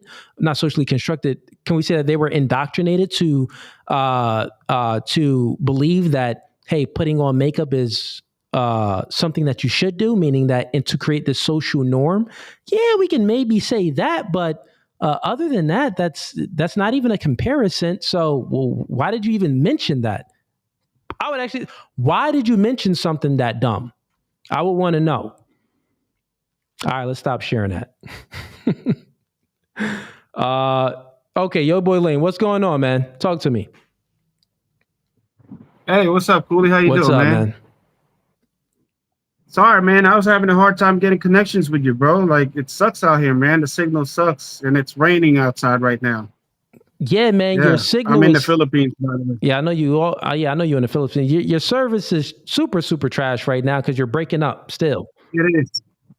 Yeah, that's why I keep coming back and coming back. Now I finally got the 5G. Now I'm perfectly connected. All right, what's But, going on, man? Talk to me. I was just listening to your what you were talking about on YouTube. Since I can't listen back here, you know, I just recently saw an article this morning about I don't know, it's been a while now, but it's new to me. This you know, with women, they get away lightly with the same sentences that we committed, right? So what I saw earlier, this woman was putting bleach on a man's coffee every morning because they were in the process of getting divorced. She was putting And as bleach much in as his I hate coffee? to say this, bleach. Dang, homie ain't smell that? Like bleach. Yeah, but he did was like he tasted the coffee and the coffee tastes weird, so he did like a sample test, and he found out he has like high amounts of chlorine in the coffee. So what he did was So what he did, camera on the ceiling, it's like a suicide camera right above the coffee, and then he caught her putting bleach on the coffee. See, the thing is,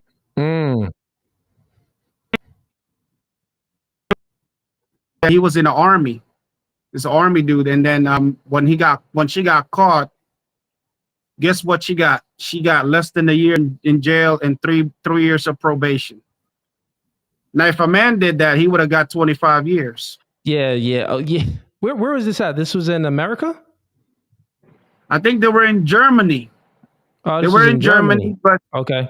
no, I mean they were living in Germany because he was a U.S. Air Force. So I guess they were based out there. So what Yeah, that's happened wild. was they got it. Yeah, it was wild, and I hate to say this, it was a Filipina girl too, and I'm like, that's messed up to do that. Hey, And you out there with them chicks? I know, and then what I noticed about the Philippines too, a lot of these women have liberal mindset too, actually, because they want to focus on their career. A lot of these women like study criminology. Like, you can't be a police officer, you cannot arrest these people, man. And you want to be a civil engineering, you know what I'm saying? You can't be a civil engineer, you can't build nothing, you know. Yeah, A yeah, lot man. of them are That's both mindset. in you know, here. that's a wild situation, man. Shorty was poisoning homie with some bleach. Yo, do you speak Filipino? Tagalog, yeah, I can speak it fluently. Oh, you speak it fluently. So you be out there Yes, sir. rizzing them hoes up in Filipino. I speak English to them. It's a better riz when I speak English to them. Ah, the riz is better with the English. Okay, fair enough. Yeah, yeah. You gotta come over here, Cooley. Though you gotta come over here, man. It's nice out here, but like I said, I mean, you know, women are still better than American women, though. I mean, they got some shady women out here too, but not as much as America. You know, in America, they will do bad things to you. But what I Yeah. noticed in third world countries, that a woman can go to the police station and can make up a rape allegation out of nowhere, and you can still go to jail for it. And That's in the third world countries. Yeah, man. Yeah, man. It be like that. But listen, yo, boy, Lame, I appreciate the support, man, and keeping us up to date of what's going on with these no for good trifling women in other countries, man. But listen, I'm gonna go ahead and let you go, brother. Keep supporting and appreciate you. And you froze again. All right, peace, man. Ugly nigga. I thought we was gonna have a crack session, but homie froze at the end and he ugly nigga. All right, normally when he comes in, we have roast sessions, but he wanted to give me some insight on some things that was happening overseas. All right, get to another clip here. Where's the debaters at, man? Where's the debaters? All the haters, when I post stuff, they be in the comments hating. But nights when I do debate nights, crickets. Crickets. Be crickets, man.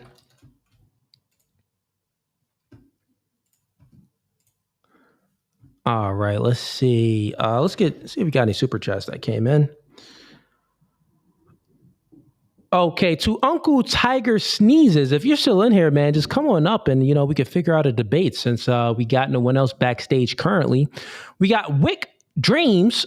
He signs up for 2 months of the gang membership. Shout outs to you. No Fugazee. He says, can you pull up the video by Dax called To Be a Man and react to that? So I seen with Dreams that you sent me that video. I'll get flagged for copyright because that's music. So Dax, I know Dax actually. We spoke a few times before. He's a supporter of mine. I am a supporter of his. I am a supporter of him. And yeah, man, I wish I could, but I'll definitely get flagged for I'll get a copyright strike because that's just a music video. It's a good video as well. If anyone hasn't seen it, it's Dax called To Be a Man and Dax called To Be a Man right on YouTube. So if you guys want to go ahead and check that music video out after this stream, you feel free to go ahead and do that. Okay. Let me go ahead and get to some other clips here. 1 second.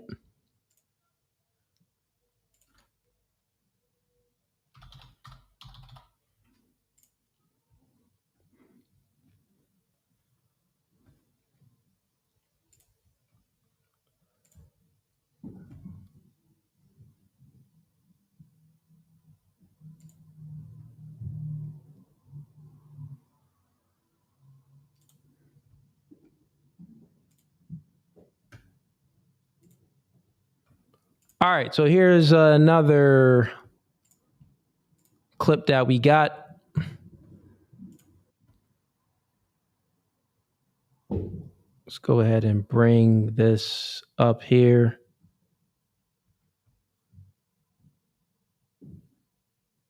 Got Mason. Mason, I see that you just came backstage. Mason, go ahead and turn your camera on for me, Mason, and I will bring you up for debate night. Make sure your camera is on, Mason, and I'll bring you on up for debate.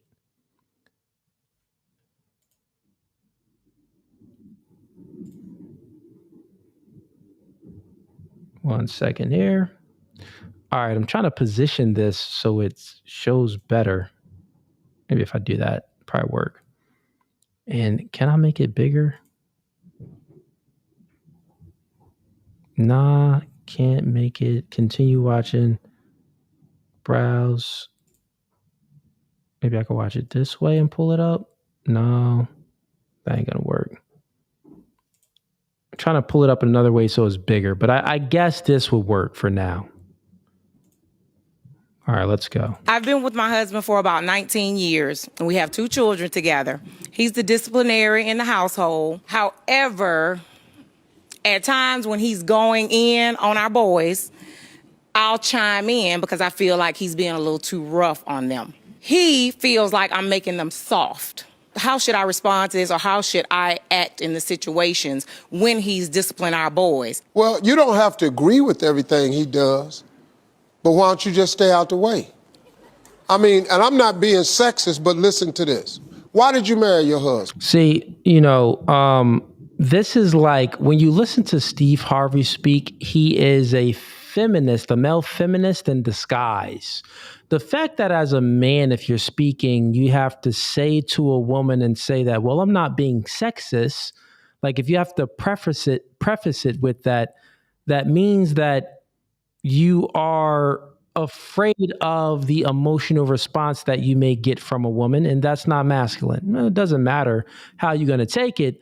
And at the end of the day, this is sexist, right? It truthfully would be sexist because men should, discipline their kids one way, and the woman shouldn't have any say how the father is going to be disciplining the kid because you don't understand what it takes to become a man. You live in an entirely different life.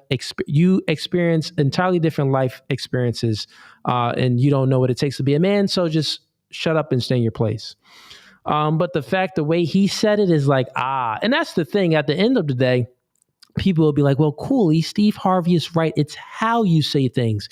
Listen, I've debated many feminists. I've had over 700 feminists on my podcast, on my girls show.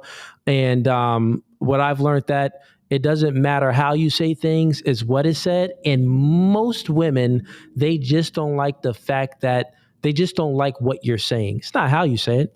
They just don't like it. Like, wait, how are you going to tell me that I don't have a say in how my kid is disciplined? Don't matter how you say it. They just don't like what you said. But let's continue on. Because I love him. Is he the man of your dreams? Yes, he is. Is he the man you hope your sons will grow up to be? Yes. So why would you stop him from raising them into that? I'm not stopping him. I'm not stopping him. I just feel at times he's a bit harsh with the punishments.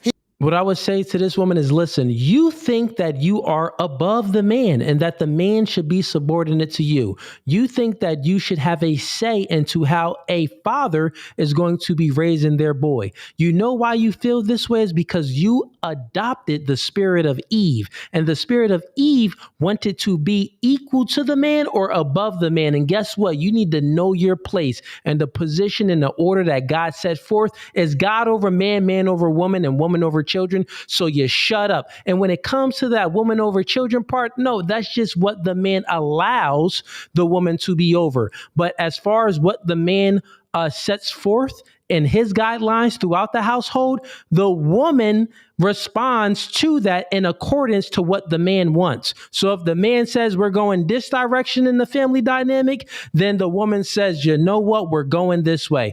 Our children should not be in public school. They should be in private school. The woman says, great advice, honey. We're taking them out of public school and into private school. You follow your man and you submit to your man's decision. Stop trying to be the man by fighting with the man. So one, you got to tell these women that, listen, be a woman. Stop trying to be a man. Know your place. He is hard. You're trying to control everything. The same things that women complain about. Oh, I don't like people that try to control me. Well, guess what? You're trying to control the man. You got to let them know, like, you know that you're being controlling right now, right? Then that'll maybe click to her like, wait, what? Well, what do you mean I'm being controlling? I think he's being controlling. No, this is a man and this is his son. Do you have the capabilities to raise this boy into a man? I think not. And Steve Harvey just asked her, do you love your man? And do you want your son to be the man that your husband is? She said yes to these things. So let that father do his job. Shut up. Hard on them because they boys. Undisciplined boys grow up to be undisciplined men. Do you know the problem you're going to have? Yes. Undisciplined men end up in the hospital or in a prison, or they end up in a grave. That's what happens to undisciplined men. I got 4 daughters and 3 sons. I have raised my sons entirely different than I raised them girls, because I had to. Because of the different set of expectations on the boys. Now, do I want my girls to be successful? Yes. Do I want them to get equal pay? Yes. Do I want them to be treated fairly? Yes. Do I let men run over them? Ain't no way. I've raised my daughters to be strong, independent, and all of that. See, yeah, I told you he's a male feminist in disguise. See how he's raising his children. I'm raising my children to be strong. I'm raising my daughters to be strong and independent. Then you're raising your daughter just like you're raising your son. You nuthead. You just contradicted everything you just said. The thing is, you should be raising your daughter much differently than your son, right? And instead of independence, you can raise your daughter to be self-sufficient, but not independent. You never even want to use those words that you are independent as a woman. Okay, then you are a feminist if you are independent as a woman. You can be self-sufficient as a woman and not be a feminist, but every woman at some point when she meets a man in her life, she should be depending on her man because women got demons in their mind. And guess what? Think about it. Even if a woman is financially stable and financially well off, they still want a man.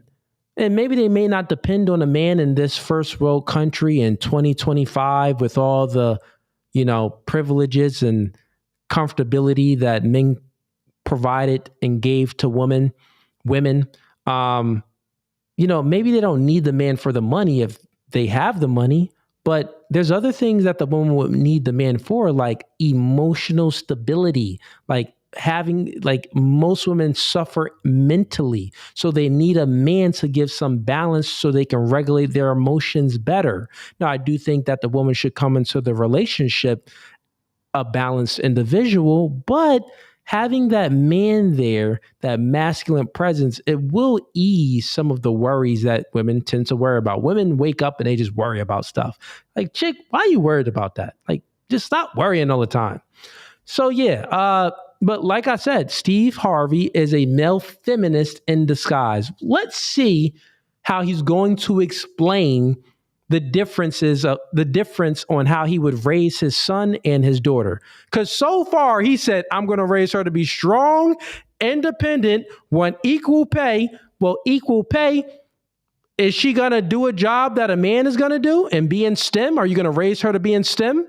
Then that's how she'll get like some equal pay. Normally, women want to be secretaries, therapists, and they get in fields that's like social, right? With other people and stuff like that, which, those career fields don't build and maintain the country's infrastructure. So they just tend to pay less. But let's see what he says. I'm curious. All my girls got college degrees. But them sons of mine and they mothers know, let me have these boys. I ain't over here trying to turn the girls into women because I don't know how. I know nothing. Well, yeah. This guy is, how old is Steve Harvey? Because he's just unaware and he doesn't even know himself. He doesn't even know the importance and the position that he plays as being a father. Yes, you do. Yes, you do have the capabilities of raising your girl, your daughter, into a woman. That's what you truly are capable of because fathers provide discipline.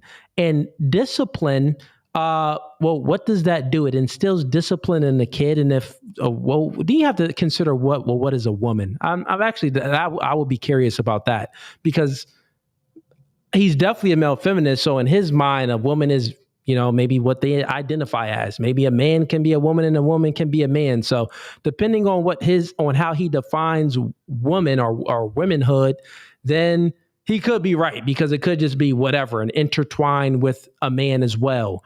But a father can definitely raise a daughter and a son into the daughter into a woman and the son into a man. Let's continue on. But I know about these boys and I know what it takes to be a man. So I got them. Now, my wife has told me, you too hard on them boys. That's what I think he is. He's too hard. But they play us against each other now. So they know mom. Okay, 1 second here, chat. Let me check something. Okay. Let's continue on. Mom is more laid back. Dad is more strict. So they play the role of, if my husband's yelling at him, my 11-year-old will say, well, mama said I could do it. And why do you think he does that? Cause mama said. He's playing us, but he's playing us, Steve, and it's... Because I don't know. kids Yeah, no, Steve Harvey is about to say some trash. Go ahead, let me just hear him. are manipulative. Yes. They are master manipulators. They don't mean no harm. They just kids are manipulative, but what you should have said, Steve Harvey, is the only reason why when kids are playing, why your sons are playing around and they're going back towards one another, well, mommy said I can do this. Well, mommy said I can do this. They're appealing to the woman is because the woman is not subordinate to the man. I repeat, the reason why kids will appeal to the woman's authority, well, I can do this because mommy said, because the woman is not subordinate to the father. If the mother was subordinate to the father, they would know that, well, it doesn't matter what mommy says, it's what father says, right? Which means that the woman, the mother is going outside of boundaries and trying to be as the father, meaning like I have the final say, meaning like I set the standard, I give the guidelines. No, all of this trickle downs from the father, right? And the kids would never have to even go, well, mommy said this. Well, I'm not doing this because mommy said it. Talking to their father like, well, yeah, mommy said I could have this. So they won't even think like that because they'll already see the order. They'll already see the order because when mommy even gets out of place, when mommy tends to have some type of emotional instability, they'll see the father put mommy in her place, right? And it will be a masculine way like, oh, honey, relax. I love you. Calm down. Listen, we're going to do it this way. And this is, and you'll see that we're going to do it this way and you'll feel better about this. And they'll see that mommy appeals to the man like, oh, okay, mommy is appealing to the father, and the father is giving mommy the guidelines and setting the boundaries and stuff like that, and mommy is following suit. And when they see this, the kids will follow suit. The kids will know that the things that mommy is saying comes from the father. You get it? You get it? So it's like, I don't know about that. Okay. Let's get to another clip. Oh, actually, that wasn't the end of it. We got some more room over here. I guess we can finish it out. Let's see. doing what they can do. Kids are slick. Now they playing y'all against one another. Marjorie and I came to a conclusion. When the girls come in there and ask me something, or the boys come in there and I know that I got a feeling they've been upstairs, I say, go ask your mama. When they go and ask her, they say, go ask your father. Now they go, well, I already asked mama. Well, what did she say? See, look at that. He's just confirming what I said. Because when the kids come to him for something, he'll say, well, go ask your mother. When the kids come for him to something, he should know his place and be the final decision maker. Oh, yes or no. Which means that when the kids go to mommy, mommy can say, go ask your father. But it should never be the opposite way. It should never be, well, go ask your mother.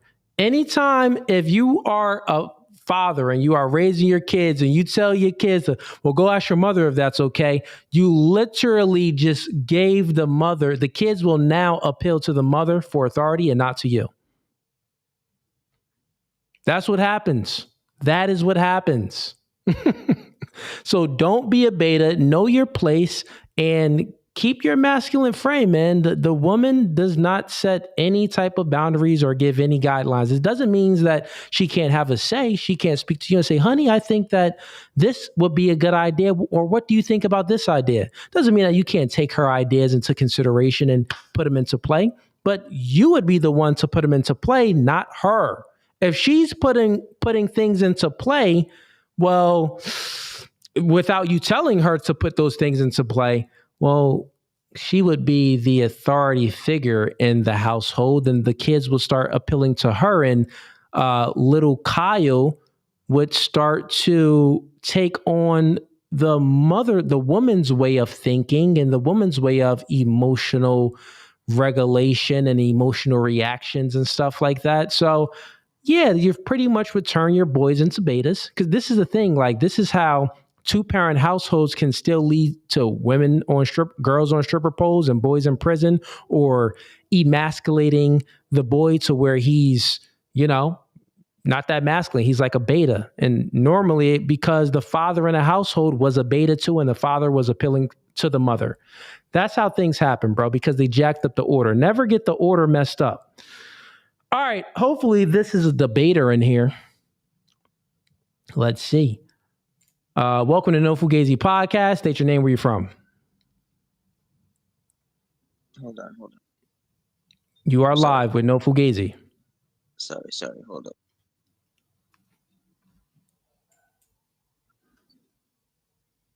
Okay, he went ahead and got out. I guess he didn't want the smoke. He said, sorry, hold on. Well, if you get your camera fixed, come back in, man. I'll have you back on. Okay, get the likes up, man. Get the likes up. 200 people in here. Let's get these.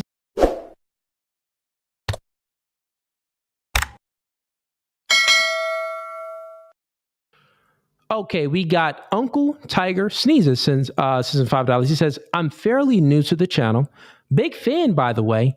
Do you do open debates every Wednesday? I might have to catch you next time, bro.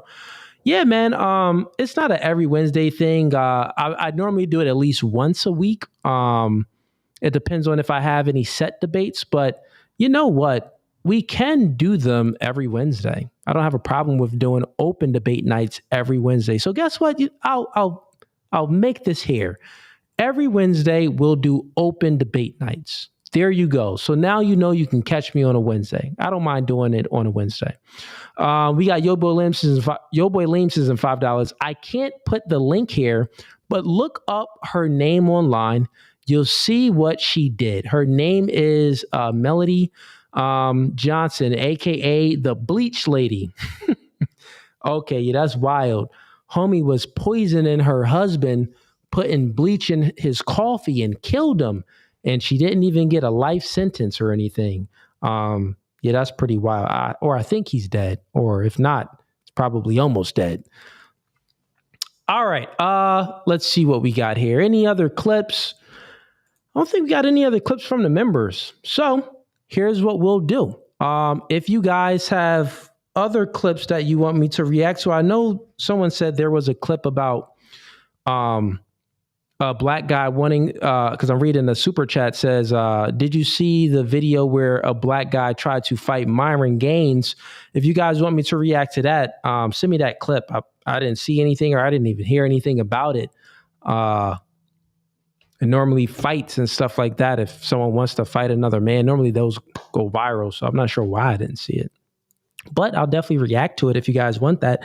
Or if you guys want me to react to any other type of content, send it in the comments.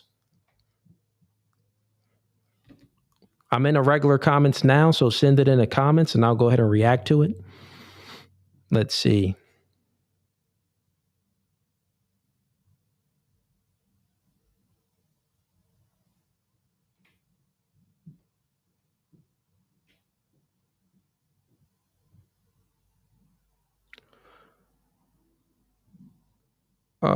Do I see any comments with any links?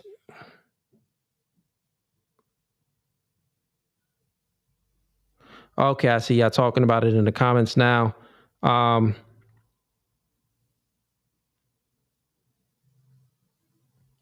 you got to send the link if you want me to react to it. Or if you want me to react to any content, just send the link and I'll literally copy it from the regular comments and I'll bring it up. So do that. If not, we're going to go ahead and wind down stream since we didn't have any debaters coming. Looks like a lot of people were scared to come into tonight. Well, we had some people come in, but they wasn't really debaters. It was more like supporters. But since we didn't really have any people that had points of contention with the things that I say or my worldview, I guess we can go ahead and, wind this down a little bit. React to Andrew Wilson versus 5 Secular. Okay. Wick Dreams, send the link. I didn't even know that Andrew Wilson went against 5 secularists.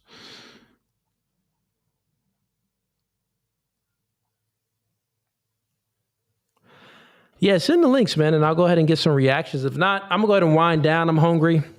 I hit the gym earlier, and did I eat it? Yeah, I did eat after the gym, but that was around 4 p.m. So I haven't ate since 4 p.m. and I only ate 2 meals. So I had breakfast, had 4 eggs with some waffles.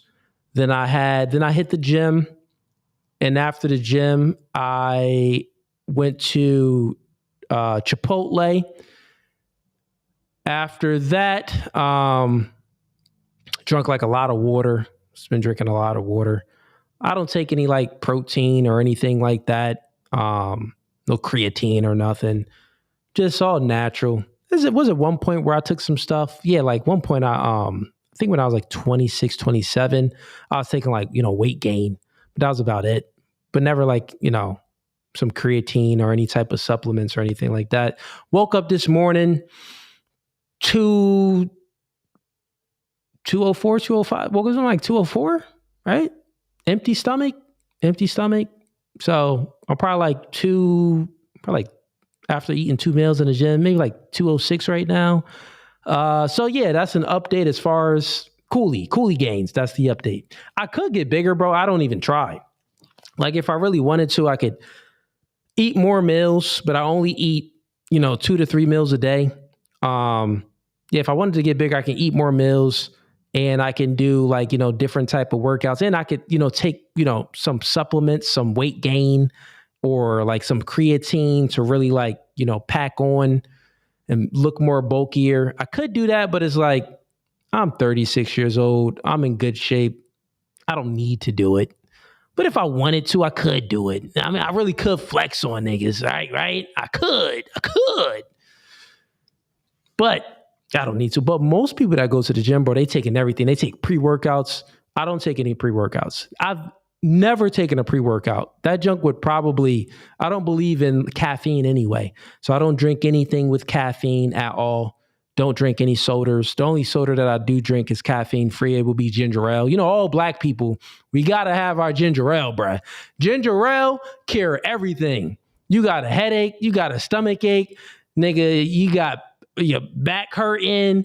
You get you get into a car accident, hurt your arm, break your arm. Drink some ginger ale, it cure it. Well, at least that's what black people think. But black people, they put ginger ale for everything. Nigga, ginger ale and Vicks. Oh, you can get some Vicks. Rub some Vicks on your chest, man. You'll be all right. Like, what, man? Anyways, let's see what y'all talking about in the regular chat.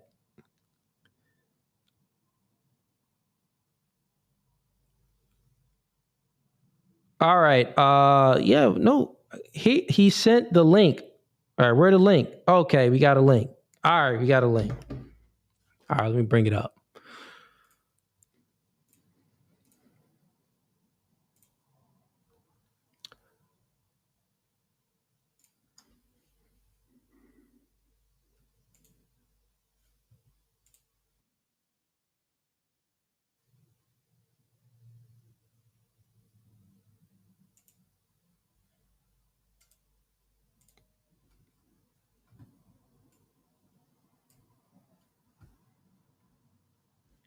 All right, I got the link. Shout outs to Wick Kid Dreams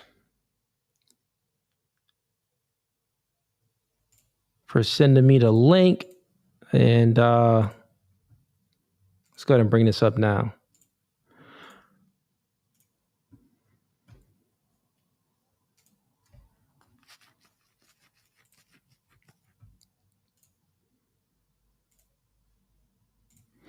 Okay, so what we got here, okay, this is from Modern Day Debate. Shout out to Modern Day Debate. They was in Newark, New Jersey not too long ago, and I went ahead and checked out their live debate. Met Jake Rattlesnake that day, met up with Andrew Wilson that day as well. Good people. And Modern Day Debate, they do host some pretty good debates, so shouts out to them. I didn't even see this, but let's see. We got so this is Andrew Wilson versus five Christians have as much right to rule as secularists. Okay, so this is not Andrew Wilson versus five secularists. Oh, wait, no. Andrew Wilson versus five Christians have as much right to rule as secularists. Well, maybe these are secularists. Or is it Christians that think that secularists have the right to rule? I don't know. We'll see. An unlawful, knowledgeable wisdom to be unwise as an option. And then we Do you take medication by chance? Medication? Mm-hmm. Oh, not at all. Unless I'm breathing air. That's a certain type of medication I'm happy with. Okay. I mean, I desire truth at its fullest. I literally just don't have any idea what the hell you're talking about. Like, I can't follow even what you're saying. We don't stone people to death. We don't kill people for not being virgins on their wedding day. What do you think that is? What the hell does that have to do with my claim? If a politician, right, you vote him in office, he's a Christian. He's going to be making moral decisions on behalf of the electorate, right? Right. Where do you want him to? Where do you want him to draw his information from? From the electorate. So the electorate's not all religious. What if the electorate asks him to do something immoral?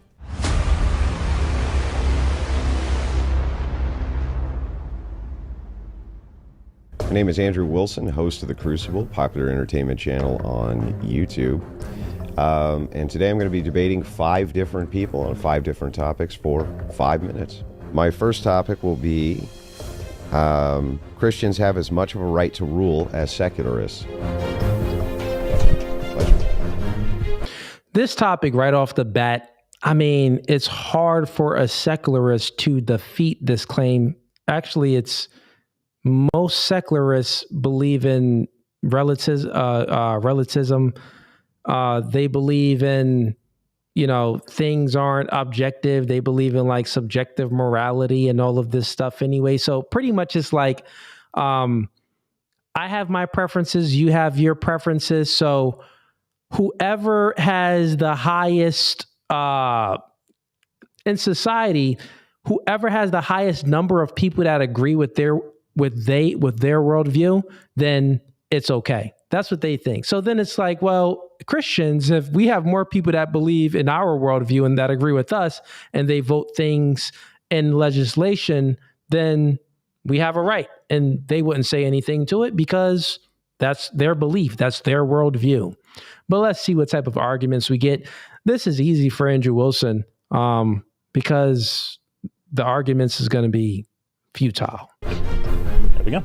All right, so Christians have as much a right to rule as secular people. Correct. Just to kind of let me flesh it out a little bit for you, very brief. Yeah, already he's like, well, yeah, okay. Yeah. So the idea is secularists say that only they seem to be able to have the power to push political authority. I push back against that idea and say, no, Christians also should be allowed to push political authority. And just because you're a secularist, it doesn't give you any additional right to have authority than a Christian does. So this idea of separation of church and state actually doesn't make a lot of sense to me, because if Christians can push political authority, as is their right, then it seems that you're going to have Christians who are in the government and they are going to be ruling from their moral stance.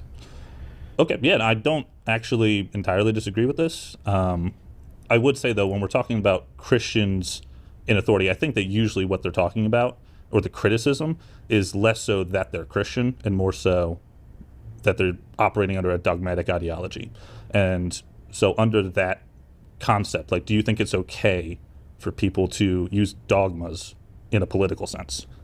Like the Constitution, like that kind of dogma? Yeah, it's dumb. Like, do you think that people should use dogmas in a political sense? Everyone is going to, if I believe that if I believe in Captain Planet, and Captain Planet is what I appeal to as the savior of humanity, and there's 5 people with rings and they get together and say, "Oh, Captain Planet," and they actually become Captain Planet, right? If anyone watched, I mean, you had to be at least 30 to know what Captain Planet is. So all of my people that's 30 plus, if you know of Captain Planet, you get what I'm saying.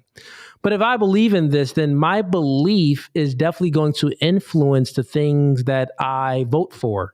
That's just how it is, because what else do we have to appeal to consider what is right and what is wrong? We're going to appeal to our ideology, our beliefs. So if you're Christian, if you're secularist, if you're atheist, you are always going to appeal to what grounds your belief. So, I mean, yeah, there's some Christians currently in the Senate and stuff that they appeal to their Christian beliefs. I'm sure there's some atheists in the Senate and stuff. Of course there are, and they make their decisions based off of the things that they believe in. Well, I don't really believe in God. I don't really believe in this type of. Think about it. Why do you think gay marriage was legalized? Obama. He's not no Christian. He's not no religious man, right? So he's like, well, and from my belief, whatever his belief is, it isn't Christianity or, the true Christianity. He's like, well, no, gay people can be married. I don't see any immoralities within that. So yeah, I'm going to go ahead and push this forward. So meaning that he legalized gay marriage, which in California, everyone was against it. It's like, no, we don't. They voted against it, but he still pushed it through. So it's always going to be something like that. Whatever your worldview is, it's definitely influencing the way you vote and the ways and the things that you push forward in society of, having things go through legislation and stuff like that. Why would the Constitution be dogmatic? Well, what is a dogma? Let's start with that. A dogma is an appeal to some sort of unchanging authority. Is that what you think it is? I believe it is. Yeah. So let's look at this idea. We'll kind of flesh it out a little bit here. And even with that, Andrew Wilson going to kill him. I already know he is. But even with that, unchanging authority, secularists is unchanging authority too, because they appeal to their preferences. Like when you meet these secularists, is like if you peel back all the layers, it all goes down to, well, I believe in subjective morality. So what's subjective to me? Well, I think that a woman transitioning to a man or a man transitioning into a woman and going through the surgery as a teenager, like 16 years old, I think that's morally okay to cut off your penis. I think it's okay. And that will be unchanging. Be unchanging to them. This is what they believe in. Most people don't make up their mind or change their mind about things anyway. So it's still dogmatic from his definition of dogma, right? So it's still like, have you ever really seen, if you're definitely going to, and think about it, it's unnormal anyway. So they're making something that's an exception to the rule, like, well, we're just going to like legalize this. So it's just stupid anyway. I think that it's fine. By the way, that I'm not sure that the Constitution is able to be changed in certain parts of it, right? Or it stops becoming the Constitution. But I think the idea of what we have in America is dogmatic. The idea of, well, only secularists have the ability to rule because we have to separate out religious authority, right? Mm-hmm. And I don't think that we do need to separate out religious authority. I don't even think we can. And so if politicians are going to rule from a moral stance, what's going to inform their morals?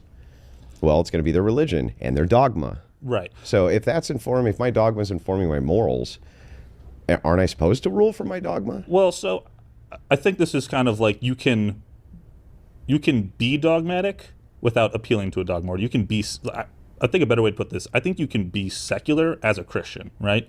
So being secular, to my understanding, correct me if I'm wrong, is pretty much just operating outside of religious context, right? So in government, for example, I don't think the Constitution is dogmatic because, as you mentioned, it's amendable.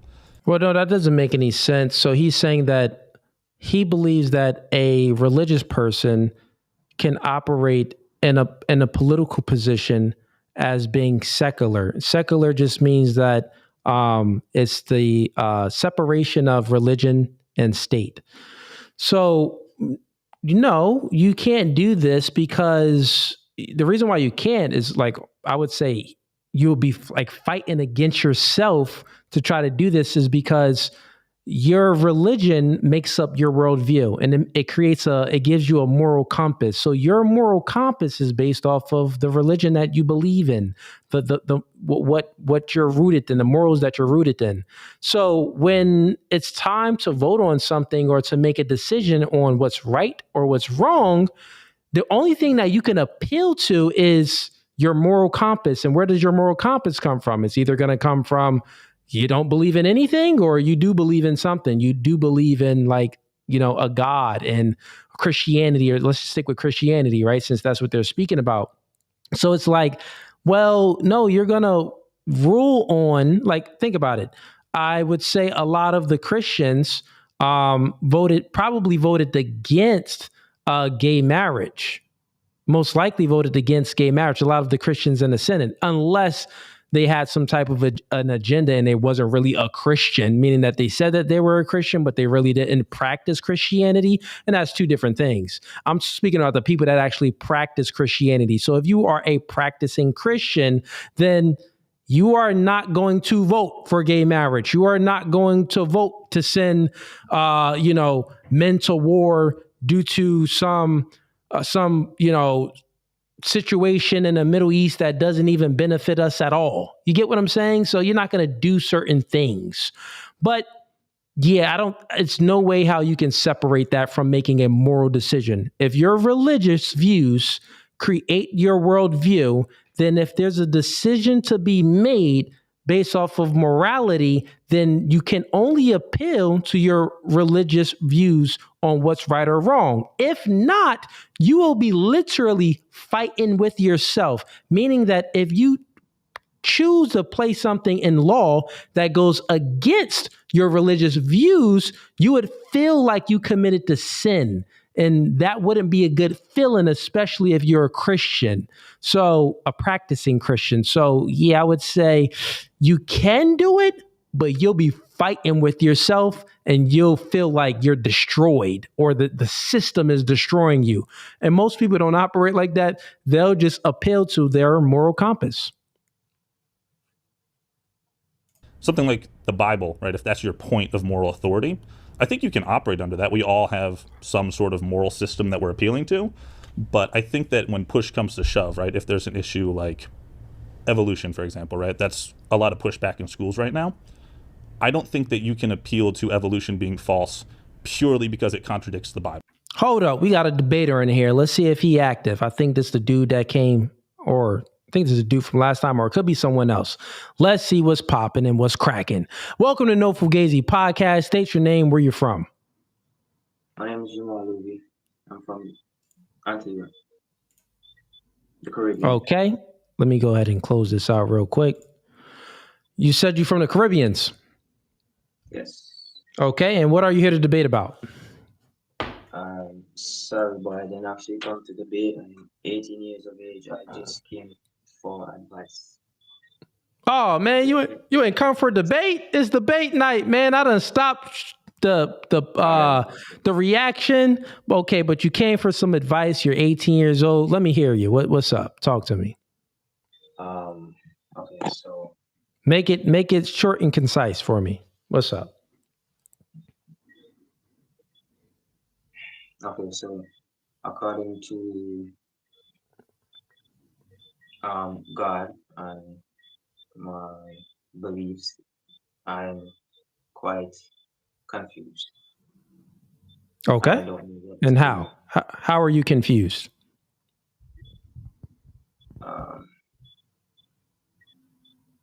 Because there are so many different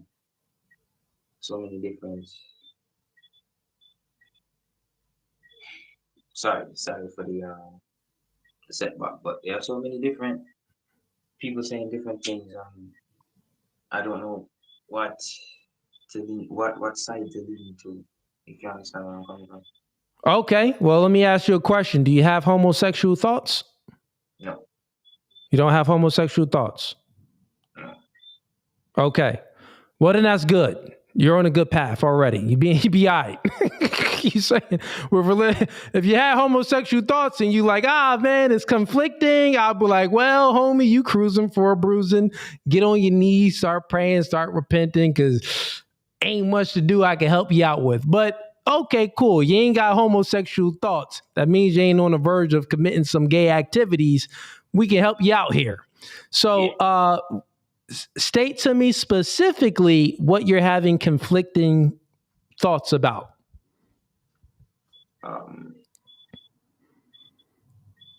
Okay.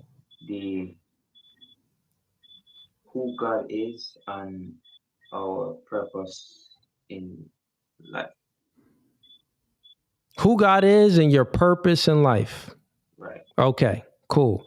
I'll make it short and sweet to you, man. So God, the nature of God is love. That's the nature of God. It's nothing but love, and it's nothing but goodness. That is the nature of God. So that is who God is. God is not bound by time, space, or matter. God is in it, between it, around it. He is not affected by the things that we are affected by on this physical realm. So God is the Omega, the Almighty. With that being said, I would say that your purpose in this life is to make God proud. Think about this, right? You got someone that's seeing everything that you do. Right. So if you are living your life and know that it's being monitored, then you want to try to be the best version of yourself. Yeah. You don't want to slack off. Like if your life is, think about if you had a camera on you all day and it's being streamed on YouTube and Instagram. You're going to be like, all right, I'm going to get down, do some push-ups so people know that I'm trying to get these gains. You're going to be like, I'm going to be reading some books so people know that I'm trying to be smarter. I'm really, you know what I mean? And not just trying, this is you trying to self-improve. You want to show people like, you are really on the, up level. You're going up. You're not going down. You're not staying stagnant. So have you ever watched a show called The Truman Show? You're 18. You probably didn't. Well, it was a show called The Truman Show, and it's like a camera was on this guy all day, right? And but with that being said, that's pretty much the reality of things if you believe in Christianity, if you believe in the Christian God. God sees everything. God knows everything. With that being said, act as if that is actually true and always try to put your best foot forward, meaning it's okay. Went to 5%, my flash came on. Oh, okay, no worries. I'll still speak to you. But meaning treat others how you would want to be treated. I think that's something that you would do anyway if you were live streaming on Facebook and YouTube 24 hours, 24/7, 24/7 days out of the week. You're always streaming, right? You would always try to be the best version of yourself, meaning that you wouldn't steal. Because guess what? Bad, someone's watching you, you will get caught. You wouldn't kill because people are watching you right now. You're on live.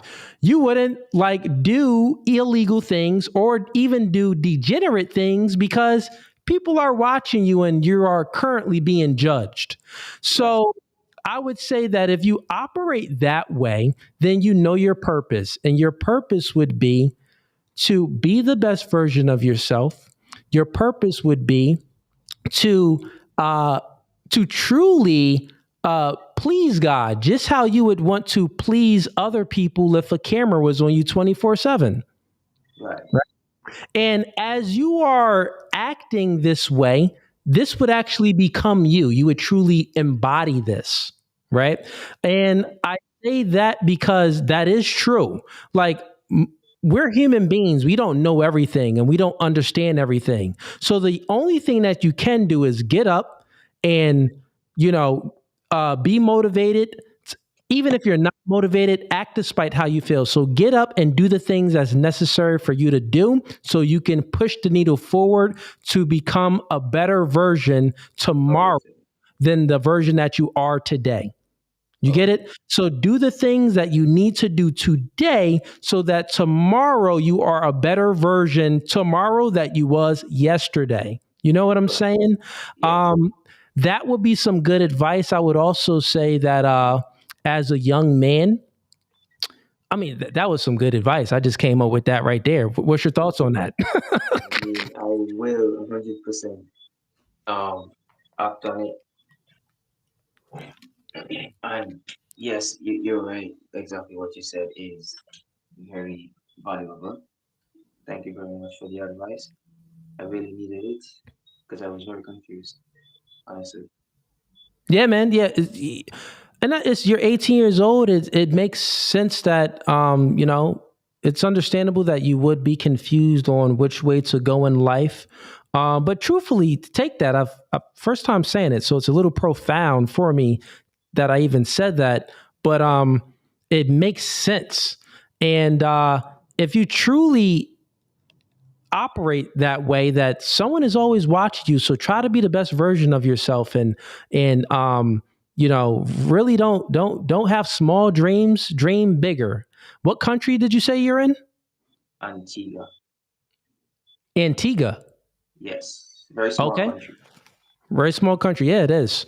I would say that, in Antigua, it may not, is most likely not the land of opportunity there.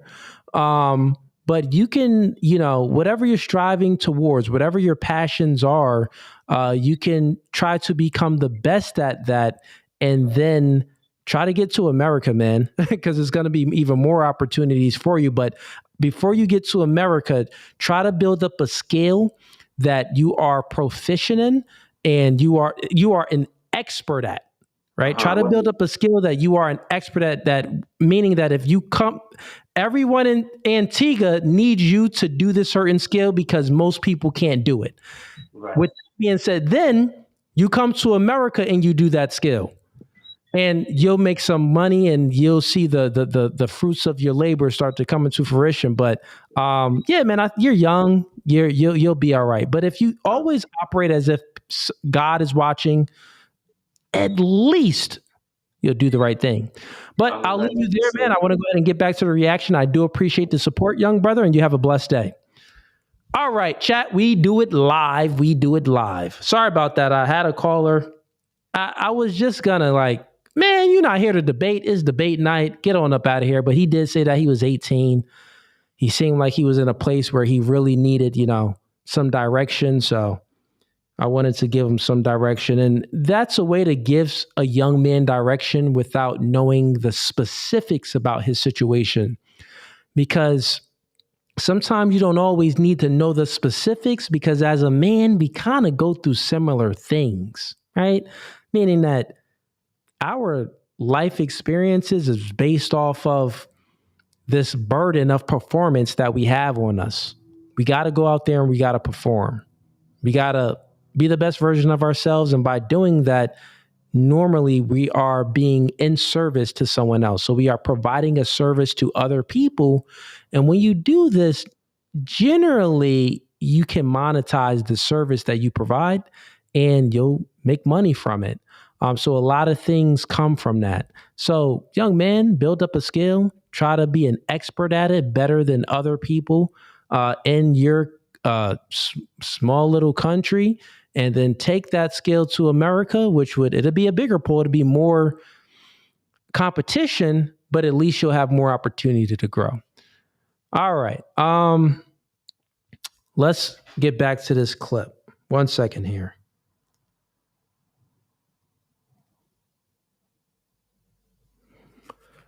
All right. Okay. No more super chats. You know what, chat?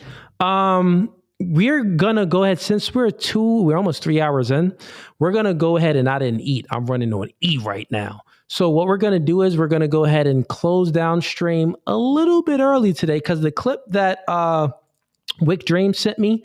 It's a little lengthy, and since it's my homie Andrew Wilson, I do want to dedicate my true time and attention to it. So guess what?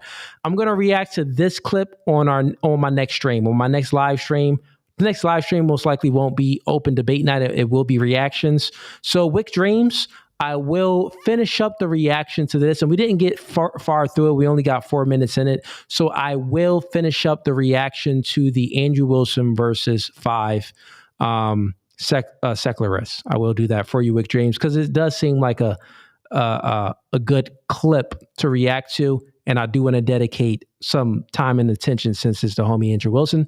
But anyways, this podcast was No Fugazi. Before you go ahead and go, get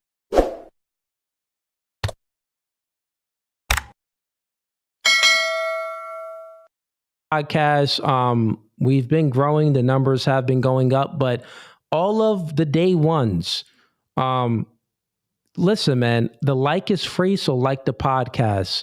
When I post clips, watch the clips because that helps it push it into the algorithm. If you see anything, my clips get more views than the live stream. And this is what's helping to fund the podcast.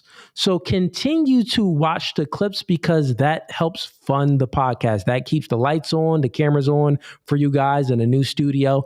That keeps the stuff on at the new studio. So continue to watch the clips and watch them fully through and share the clips when we post the clips on the Clips channel and when we post the clips on the main channel because we do both.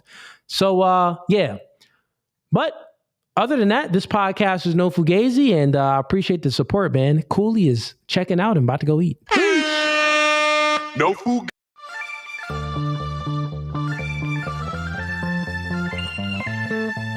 And y'all see the suit too, man. Listen, new studio, new podcast by the spirit, not by the letter. Bro, we can go verse for verse all day long. Doing new things are okay with understanding the reality that we are in competition with one another. But you ladies think that you're special. You are in comfort. Men are men of their word. So here's my word. I'll fly you out here and we can do it in person. And after that, we can box. I'm about my business. So remember I said, when I ask you these questions, I will dismantle your entire argument. That's the end of the debate, my dog.